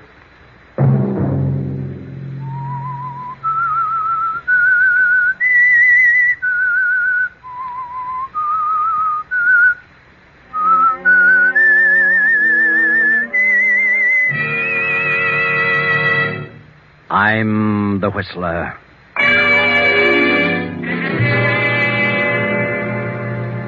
John was here in this room. I saw him and talked to him. He had a message for me. And while he was here, the room was filled with the odor of musty roses. Another Sunday night, and again CBS presents The Whistler.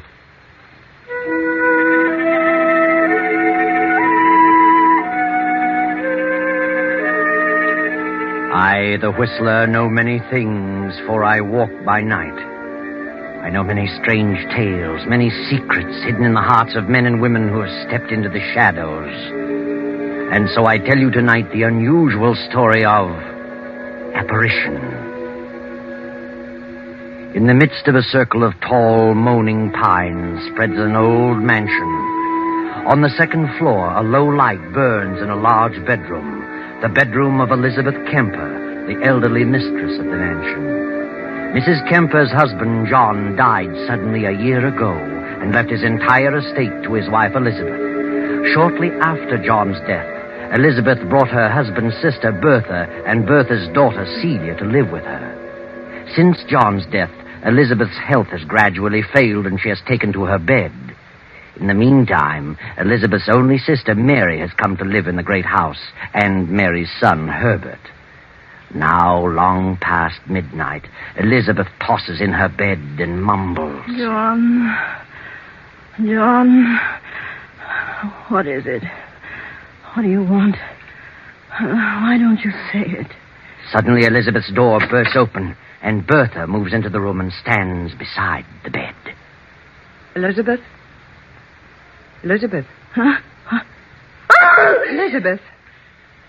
It's Bertha. Oh, Bertha. Oh, yes, Bertha. Why did you scream?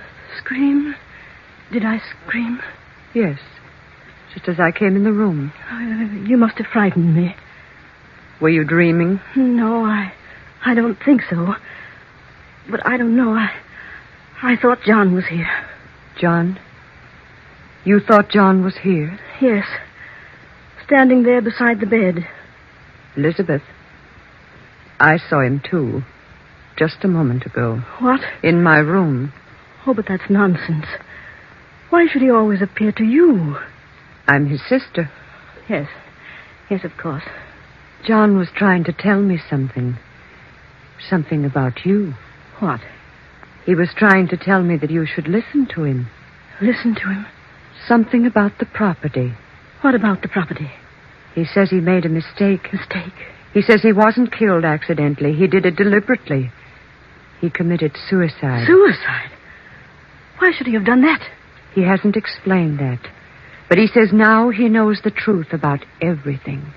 He knows that his reason for hating me and cutting me off in his will was unfounded, and he's sorry. He's been trying to reach you, but you aren't receptive. You claim you've seen John every night since the day he died. I have, Elizabeth. I swear I have. I've seen him many times in my dreams. But why doesn't he tell me what he wants? Some night, Elizabeth, John will reach you in your waking moments. Then you'll believe me. But I can't understand it. He didn't like you, and he told me so. Why should he change now? Perhaps it would be best if Celia and I left you. Why should you want to leave all of a sudden? You have your own sister and her son Herbert. You won't be alone. If I only knew what John was trying to say to me. I've told you what he's been saying to me. Mother, is anything wrong? We heard someone scream.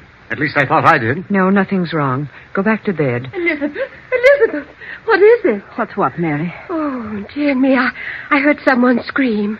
What was it? Oh, you're all right, Elizabeth. Yes, Mary, I had a nightmare, that's all. Oh, well, I was worried. Better go back to bed, all of you. I'll be all right. Yes, come along, everybody. I'll see you in the morning. Good night.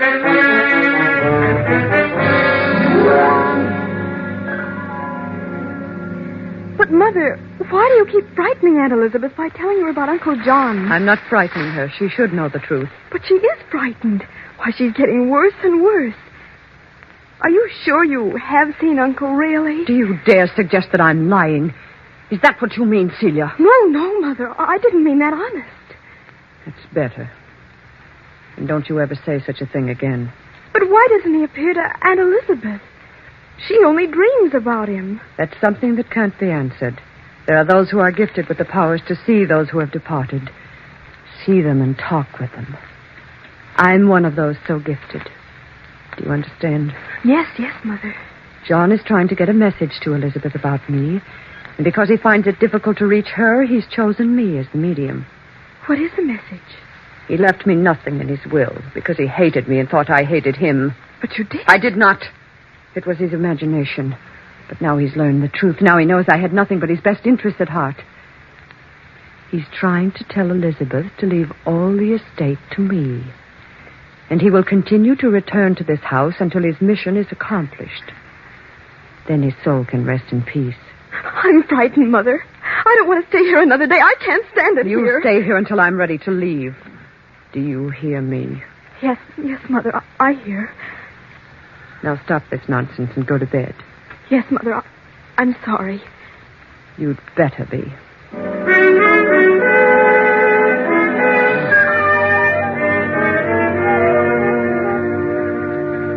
In another part of the great house, Herbert is talking with his mother, Mary, Elizabeth's own sister. Oh, now, Mother, get hold of yourself. Oh, I'm terribly frightened, Herbert. Why should you be frightened? Nothing can harm you. What have you to be afraid of? Oh, there's something awful in this house. I can feel it. I don't want to stay here any longer. We must leave before it's too late. I'll admit that strange things are going on, but I'm not ready to leave here. Not just yet. We don't belong here, Herbert. Elizabeth is your own sister. I don't think John wants us You here. really believe that John's spirit is walking around this place every night? Well, what else? Then why doesn't he say what he's trying to say and get it over Well, with? I can't stay here much longer. I'll lose my mind. I can imagine John's not wanting Bertha here, since he stipulated in his will that Aunt Elizabeth must never give Bertha $1 of the estate. But what's he got against you? Nothing. Oh. He didn't say that Elizabeth couldn't leave you a part of it. Well, all I want to do is to get out of this house. Well, I don't feel that way about it. Why should you walk out and leave everything to Bertha? Well, that's why John's staying around here. He doesn't want anyone here. Well, ghost or no ghost, I'm not walking out at a time like this. Then I will. I'm leaving here tomorrow. Oh, no. No, you're not leaving. We're both staying until Aunt Elizabeth makes her will. You're staying here whether you like it or not. You hear? Yes, Herbert. But nothing good will come of it. I'm convinced of that. No? Well, we'll see about that. Good night, Mother.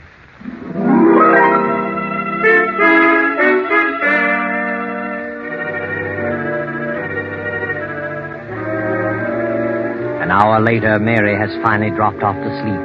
Then, as the clock strikes 3, a figure in white slips into Mary's room and stands beside the bed. Slowly, Mary opens her eyes and stifles a scream. Who is it? What do you want? I want to talk to you, Mary. Bertha. I have a message for you. A message? Yes. John is here, standing beside me. I don't see anyone. He is here. What is the message? John says that Elizabeth is planning to leave the estate to you. But he's learned the truth. He knows that his dislike for me was unfounded. He wants the estate left to me, because it's rightfully mine. And he'll never be able to rest in peace until that is accomplished. Oh, I don't want it. I don't want any part of the estate. Then if you want to escape this torment, you must convince your sister that John made a mistake. If you accept any part of it, John will never let you rest. Do you understand? Yes, I understand. Very well, we'll leave you now. Good night.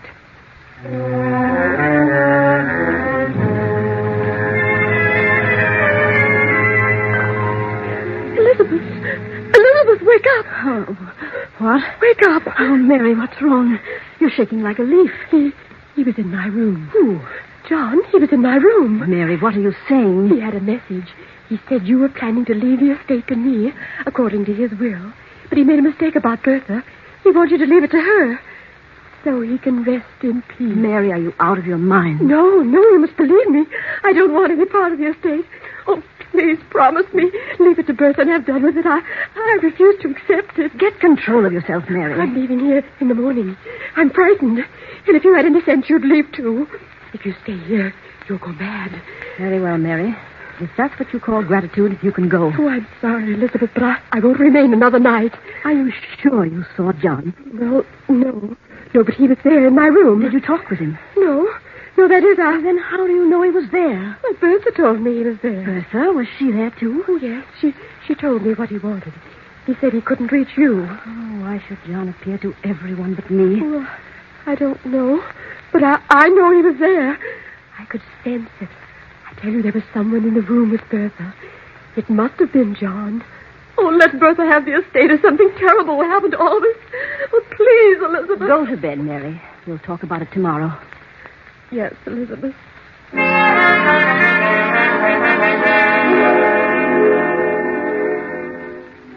The next day, Herbert goes into town and pays a visit to Henry Wentworth, Elizabeth's attorney. Wentworth was also John's attorney for many years and was familiar with the family for 2 decades. Mr. Wentworth, you drew John Kemper's will. Yes, I did. Have you any idea why he cut his sister Bertha off without $1? No, but in the last 5 years, John turned against Bertha. Turned against her violently. Why? I don't really know. She was his only sister, and he had no brothers. It was very strange. What happened to Bertha's husband? Well, he died about 5 years ago. Committed suicide. He worked for John at one time. Then John set him up in a business of his own. Thought he went to the wall in the crash at 29 and lost every penny. Just couldn't take it, so he killed himself. He left nothing? Nothing but an insurance policy to his wife, Bertha. Didn't amount to much. $5,000, I think. Were John and Bertha's husband on good terms? Apparently the best of friends. How did Bertha's husband die? Took poison. Overdose of sleeping tablets. Oh, I see. But from the day Bertha's husband died, John, her brother, seemed to turn against Bertha and shortly changed his will, cutting Bertha off. I was the only one who knew about it until the will was read. Have you any idea why he changed the will? No, none whatever. It was none of my business. Yes. Well, thank you, Mr. Wentworth. I appreciate your telling me this. Good day.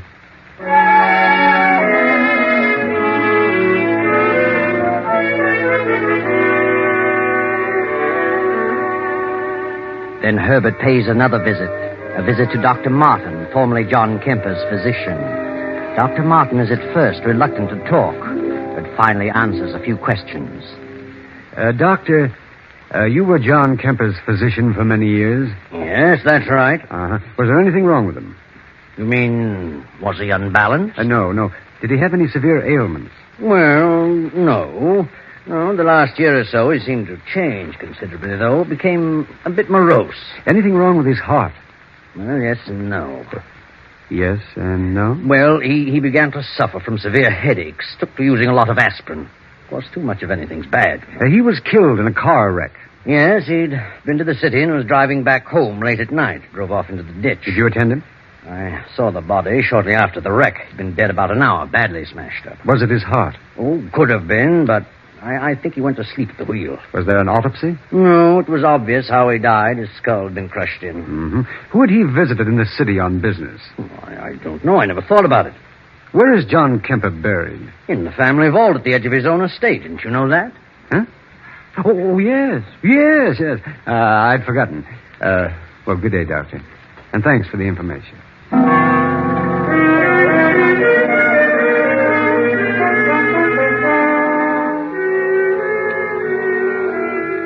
Then later that night, the household prepares to settle down to sleep. One by one, the lights go out in the various rooms. And now only that in Elizabeth's room remains.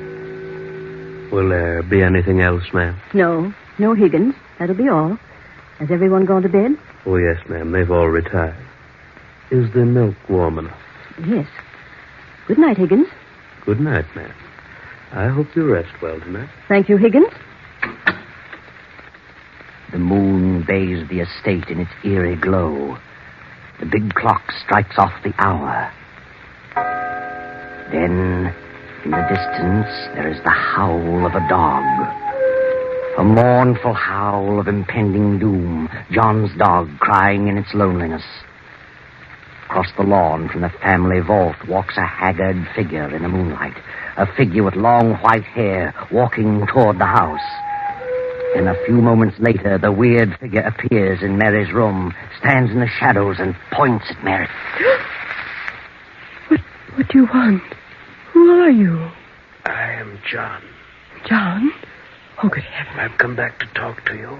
You must hear me. I hear you. I made a great mistake in life. I hated my sister, but I know all things now. Bertha's a good woman. I'm doomed to walk this place without rest until I've made amends. Do you understand? Yes. Yes, I understand. If Elizabeth refuses to listen to my pleas and leaves this estate to you, you will never rest a moment under this roof. For I can never leave. It rightfully belongs to Bertha, and to her it must go. Oh, I don't want it. I don't want any part of it. I won't stay here. I promise. Just let me alone. I will.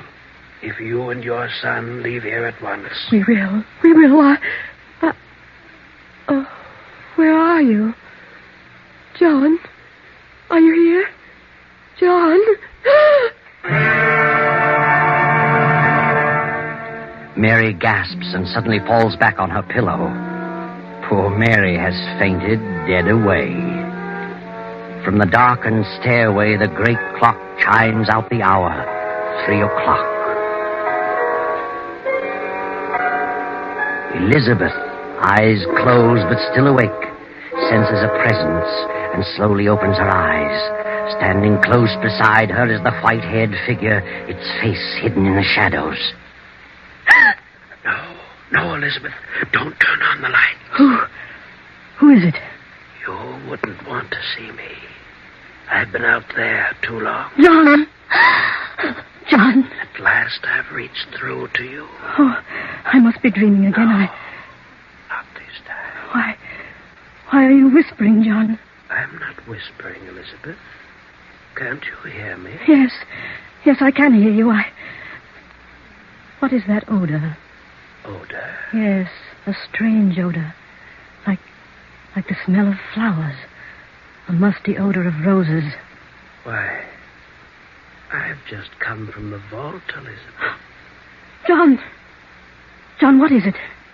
What do you want? You're going to make your will tomorrow. Yes.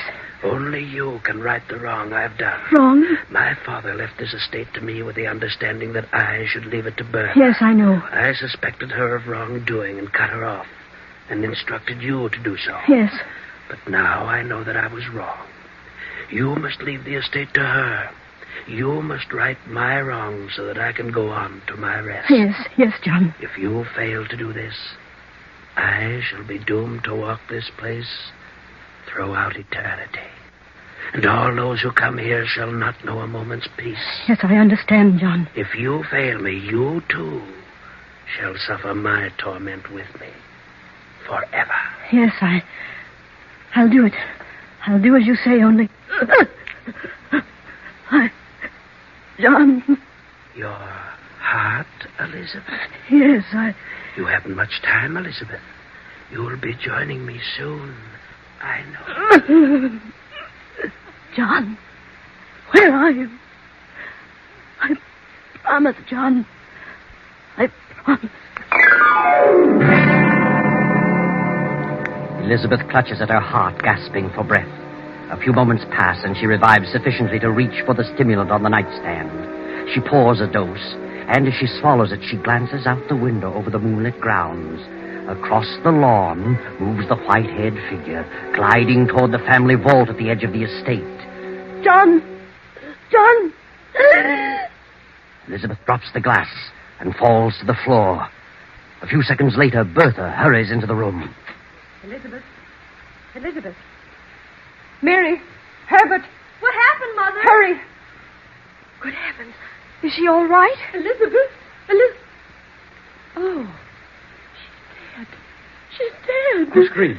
Must have been Elizabeth. Had another attack. Why, she's still breathing. Put her on the bed. Well, there's her medicine. I'll get another glass. You stay here, Mary. I'll get the glass from the bathroom.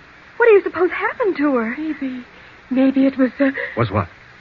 I don't know. What's wrong with you, Mother? You're white as a sheet. Oh, am I? What are you trying to say? Well, I saw it, too. Saw what? What did you see? Well, I saw him. John. He was in my room a while ago. I talked to him. You talked to him? Yes, and he talked to me. I heard him and I saw him. What did he say? Stop whimpering and tell us. He said... Mother, stop it. Oh, I won't stay.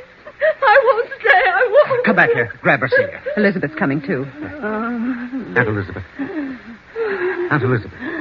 Oh, Herbert, You're all right now. Just take it easy. Yes, I'm all right. What's wrong with Mary? She says she saw John and talked to him. What? I think she's imagining things. No. She isn't imagining things. I know. I saw him, too. He was here. He talked to me. Oh, now, look, Aunt Elizabeth. The whole thing is... No. He was here. It was no dream. I saw him walk through the garden toward the vault. When? It can't be very long ago. There was a strange, sickly odor in the room all the while he was here. It smelled like musty roses. Oh, be quiet, Mother. Now maybe you believe what I've been telling you. What did he say? It was about his will and my will. And he talked about Bertha. About me? Yes. He said he was wrong about you. Wants to make things right through me. He knew I intended to make my will tomorrow. And he told me just what to do. Yes, that's what he said to me, too. You? Yes. Why, this is the strangest thing I've ever encountered. Why should he talk to you? Well, he did, I tell you. And Elizabeth must do what he wants. Otherwise, something will happen. What will happen? Well, I don't know. I want you to call Mr. Wentworth, the lawyer, and have him here first thing in the morning. I want to draw my will, as John tells me. Very well. I think I'll have a look around the grounds. Never go back to sleep now, anyway. So, good night, Aunt Elizabeth.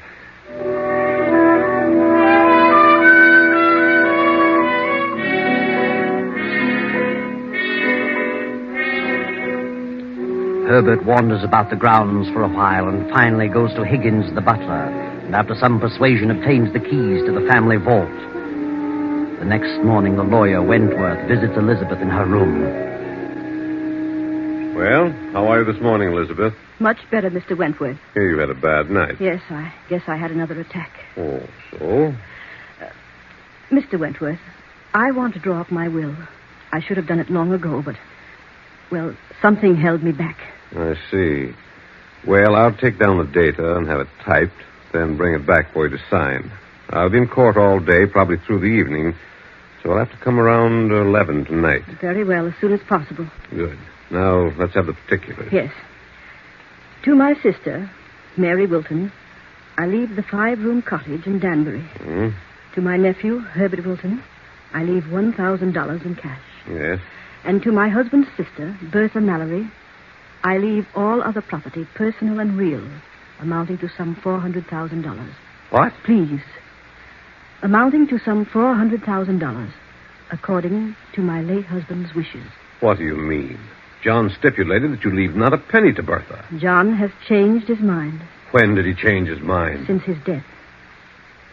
Don't you think we'd better postpone this until you feel better? I want my will drawn just as I have told you. But what do you mean by saying John has changed his mind? How could he? He told me so last night. You know what you're saying. Yes. I saw John. I talked to him. He was wrong in his attitude toward Bertha. Oh, this is ridiculous. I want it done as I say. Very well. I'll draw it up this way. But I certainly think that... You think I'm insane? Since you bring it up, yes, I do. So did I, at first. But I'm not. I'll be expecting you around 11 tonight, Mr. Wentworth. Yes. Yes, of course. I'll be here.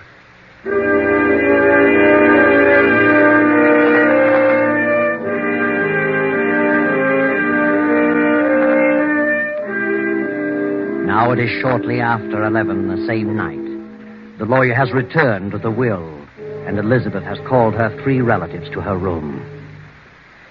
Very well, Mr. Wentworth. This is drawn the way I want it. You mean as John wants it? I mean just that.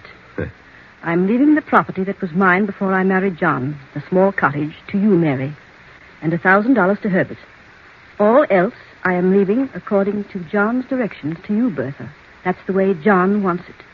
And that's the way it shall be. You must do as you think best. I'm doing as John wishes. Hand me the pen, Wentworth. There you are, and I hope you all understand. I don't. Thank you, Elizabeth. Well, now that you've got it, Bertha, what good is it going to do you? What do you mean? How much chance do you think you'll have to use it? What happiness do you think it'll bring you? More than it would you. Isn't it rightfully mine? Is it? That's the way John wanted it. Oh, no, it isn't. It's the way you want it. I had nothing to do with it. John made a will. He's never wanted to change. Elizabeth knows better than that. Aunt Elizabeth knows nothing of the kind. This is my house now, and the sooner you leave, the better. You'll be leaving sooner than I will, you and your spooks. You don't believe in ghosts, and you never saw one. I saw John, night after night. Everyone saw him. Everyone but me, because I'm not a donkey. Your own mother Mary saw him and talked to him. Hush, John is dead in his coffin out there in the vault. I saw him. But I did see him. So did I. You wouldn't know if you did see him. We would. We've seen him. Yeah. Then turn around. Turn around, all of you. And look. John! Good Lord. It's him. Is that John? Is it? Yes, yes. Take off your wig. Higgins. Yes, the butler. There's your spook. Why, I'm sorry, ma'am. You can go, Higgins. I'll explain everything. Yes. Bertha hired Higgins to impersonate John. That's a lie. Higgins would never have done it if he'd known about the murders. I trapped him into it. He confessed everything. Murders? What do you mean? I got wise to the whole thing. I investigated the whole story about Bertha's husband and John's accidental death. They were both murdered. You're lying. I had the bodies exhumed and examined. They both died of an overdose of sleeping tablets. The very same purchased by Bertha at a certain drugstore. He's crazy. He's crazy, I tell you. Don't She put listen. the tablets in her husband's aspirin bottle. She was the one John visited. That night he had the wreck. She must have drugged him. That's why he went to sleep at the wheel. I didn't. She killed her husband for his insurance. And John cut her off in his will because he suspected that she killed her husband. It's a lie, I tell you. John never wanted his will changed. I have proof of the whole thing, and the police are waiting outside now. You haven't a chance, Bertha. You're guilty. The police. Oh. What no. good will all this do you? Where is your fortune now? They'll hang you. Oh, yes. Yes, I did it. I don't know why, but I did it. I gave him the tablet. Did Higgins know that? No, he didn't know. Bertha, she's fainted. Mother. Oh. No, she hasn't fainted. Well, what's wrong with her? She's dead. Oh, Mother. Mother. Hand me that will, Mr. Wentworth. I want to draw up a new one in the morning.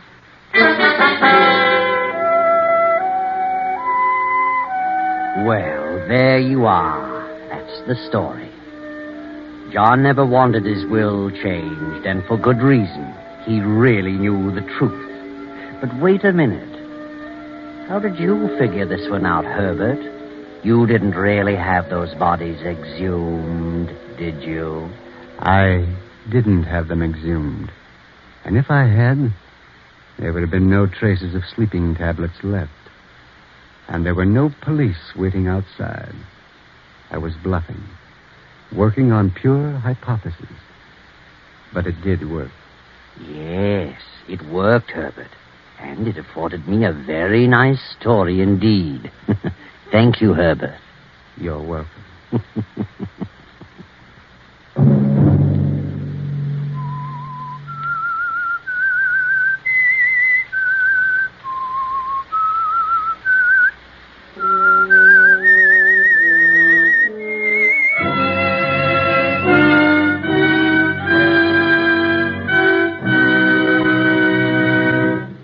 CBS has presented The Whistler.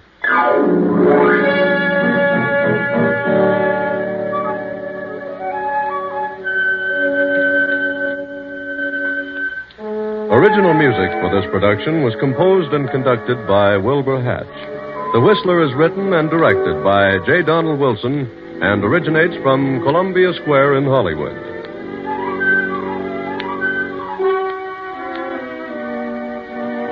Next week, same time, I, the Whistler, will return to tell you another weird tale. Good night.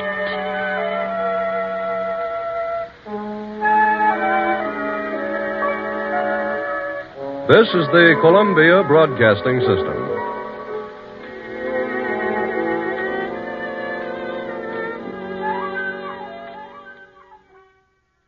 This Electra Automatic has 10 different programs, takes a £9 wash, and is double guaranteed. And it's only £77. Only at your electricity board. You're listening to 1940s radio on the Rocket Classic Radio Network.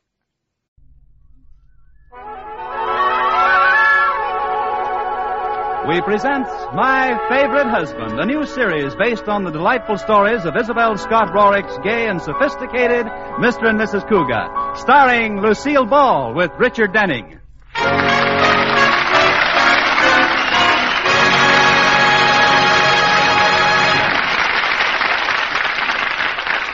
10 years ago, Elizabeth Elliot decided to marry an eligible bachelor. So she picked handsome, man-about-town George Cougat. Because, as Liz put it... George was the most eligible bachelor eligible. Well, since their marriage, neither Liz nor George has said much about children. But then, children have never said much about them either. That's because they don't have any. Children, I mean. In fact, the only time it ever came up was when they returned from their honeymoon, and George was showing Liz around their new house. Wait a minute, George. What's this little bedroom here? Well, I kind of thought it would look cute and pink and blue with nursery rhymes on the walls. But we can fix it up temporarily as a maid's room. What do you mean, temporarily as a maid's room? Well, someday we may want a couple of little ones. You mean a couple of little maids instead of one big one?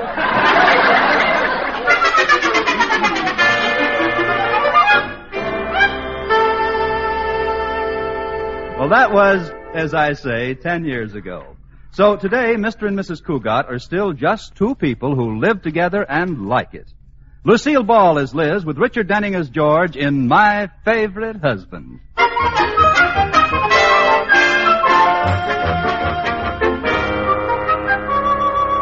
It is morning at the Cougat house. Katie, the maid, has gone out to the mailbox to see if the postman left any ads or blotters, and Liz is cooking breakfast, and George is still upstairs dressing. Finally, Liz goes to the foot of the stairs and calls. George! Yes, darling? I've got your breakfast ready. The toast is burned just the way you like it. Okay, I'll be right down. Oh, Mrs. Cougat? Yes, Katie? Why does Mr. Cougat like burnt toast? I don't know. He developed a taste for it after we were married. Good morning, Liz, darling. Morning, Katie. Morning, Mr. Cougat. George, aren't you going to kiss me this morning? On an empty stomach?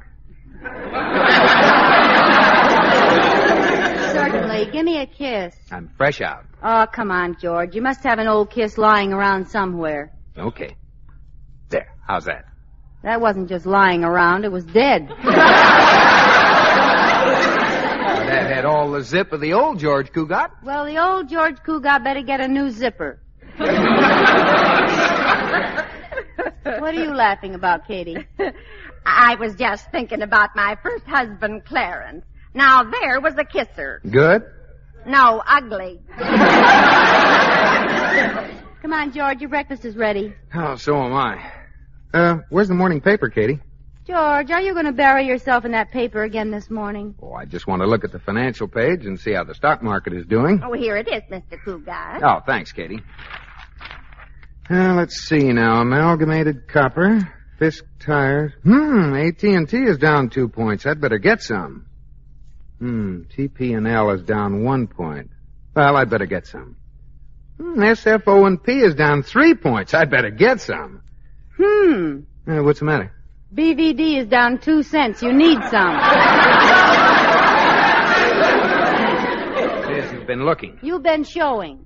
Oh, here's an item about Jane Kendall. I have to get her something, George. She's expecting her baby. Yeah, baby. I don't want to have any of that last-minute rushing. Yeah, rushing. You know, having a baby must be pretty tough. Yeah, pretty tough. George, are you listening to me? Oh, sure, Liz, every word. What did I say? Say? Why, you said those Russians are pretty tough babies. Didn't you? No, I didn't. Oh. Tough Russians are pretty babies? Wrong again. Pretty Russian babies are tough? Never mind. Yugoslav babies? I said, never mind. If you weren't lost in that financial page, you'd hear what I said. Well, but Liz, in my business, it's important that I know what's happening in the stock market. I have to keep an eye on the bulls and the bears so that some wolf in sheep's clothing doesn't make me the goat. After all, I work in a bank. Sounds like the Chicago stockyards. I don't see what's so wonderful about that financial page. It bores me stiff. I haven't the slightest interest in finances. Well, that's because you're not in business, darling. Say, was there any mail this morning? Katie. Yes, ma'am. Was there any mail this morning? Just the morning mail. Well, that sounds reasonable. Is that all? One letter? That's all, Mr. Cougat. But the people next door got a lot of mail this morning. Shall I go over and borrow some? Don't bother, Katie. Open the letter, George. It's probably from someone who's on their vacation. All of our friends are out of town. Let's see now. Who do we know that went to the mountains or the seashore? It's from Barclay Brothers Department Store. Oh, it can't be. Why not? Well, who do we know that would spend their vacation at a department store? Nobody. But we do know somebody who would run up a bill there last month of $250, don't we, Liz? Liz? What's new on the financial page, George? Liz. Oh, come on, George. Tell me about the Bears and the Bulls again, George. George, will you, George? Huh? Liz, this is serious. You went over your allowance again, didn't you? Yes, George. Oh, Liz. What am I going to do with you? Raise my allowance? I can't raise your allowance. I didn't get that mortgage deal with that real estate woman in Florida. Oh. Old man Atterbury must have found out about it because I didn't get that raise. Well, tell him you can't raise a wife and children on your salary. Well, but Liz, Mr. Atterbury knows we don't have any children. Well, then tell him we're expecting some on the next boat. Boat from where? Wherever children come from. Had a talk with your mother lately, Liz? Of course. What did she say? She gave me a book to read. You know, what was the name of it? How to Win Friends and Influence People. Well, that ought to do the trick. Liz, there's only one sensible thing for us to do. I knew you'd think of something, George. We've got to live within our means. Mm-hmm. Stick to our budget. Wonderful idea. It's not only sensible, it's impossible. It's really very simple, Liz. How? Well, just don't charge things we don't need. Sounds simple, doesn't it? Of course. George, from now on, I promise I won't charge a thing we don't need. Good. I'll pay cash for it.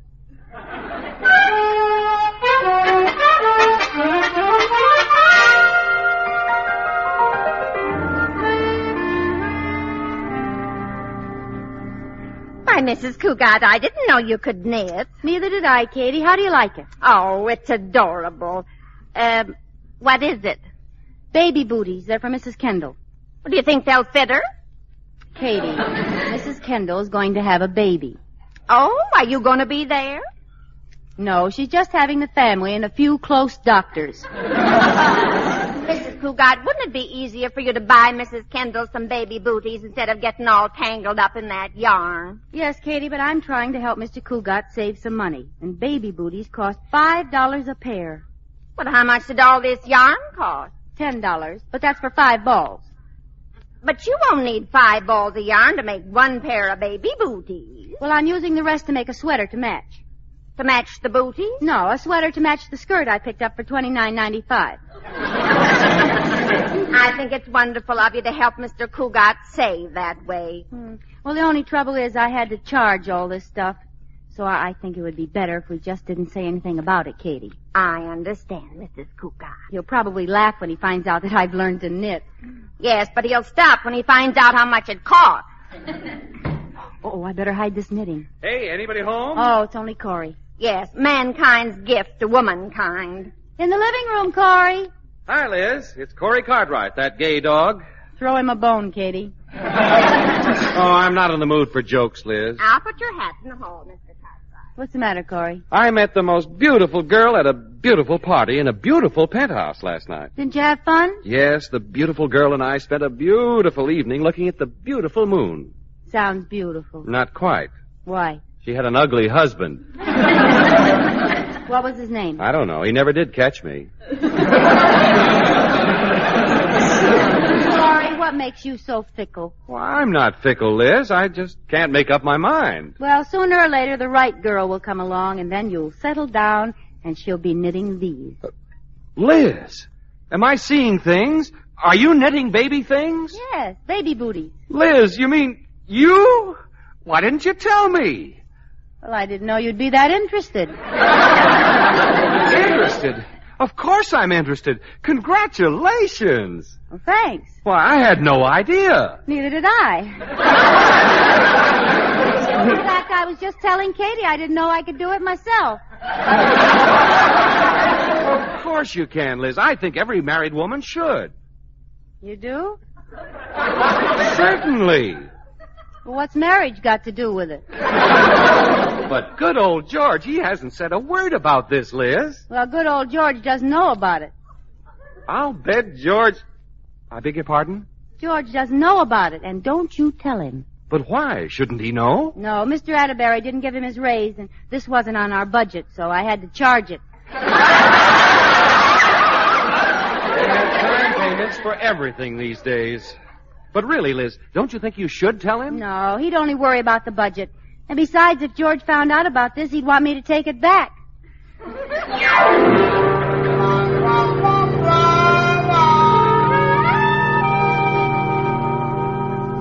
Yes, Cartwright. Well, I'm glad you did call me. I had no idea Mrs. Cougat was expecting a bundle of joy. No wonder he's been wanting a raise. Oh, yeah, sure, I agree with you. Yeah, I'll call him into my office right away. Thanks for calling, Cartwright. Goodbye. Well, so young Cougat's finally going to have an addition to the family, eh? Wonderful, wonderful. Miss Johnson, you come into my office.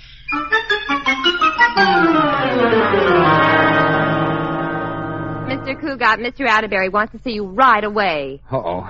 Has he heard about the collapse of that Florida deal? Not that I know of. I didn't tell him. Okay, I'll go right in.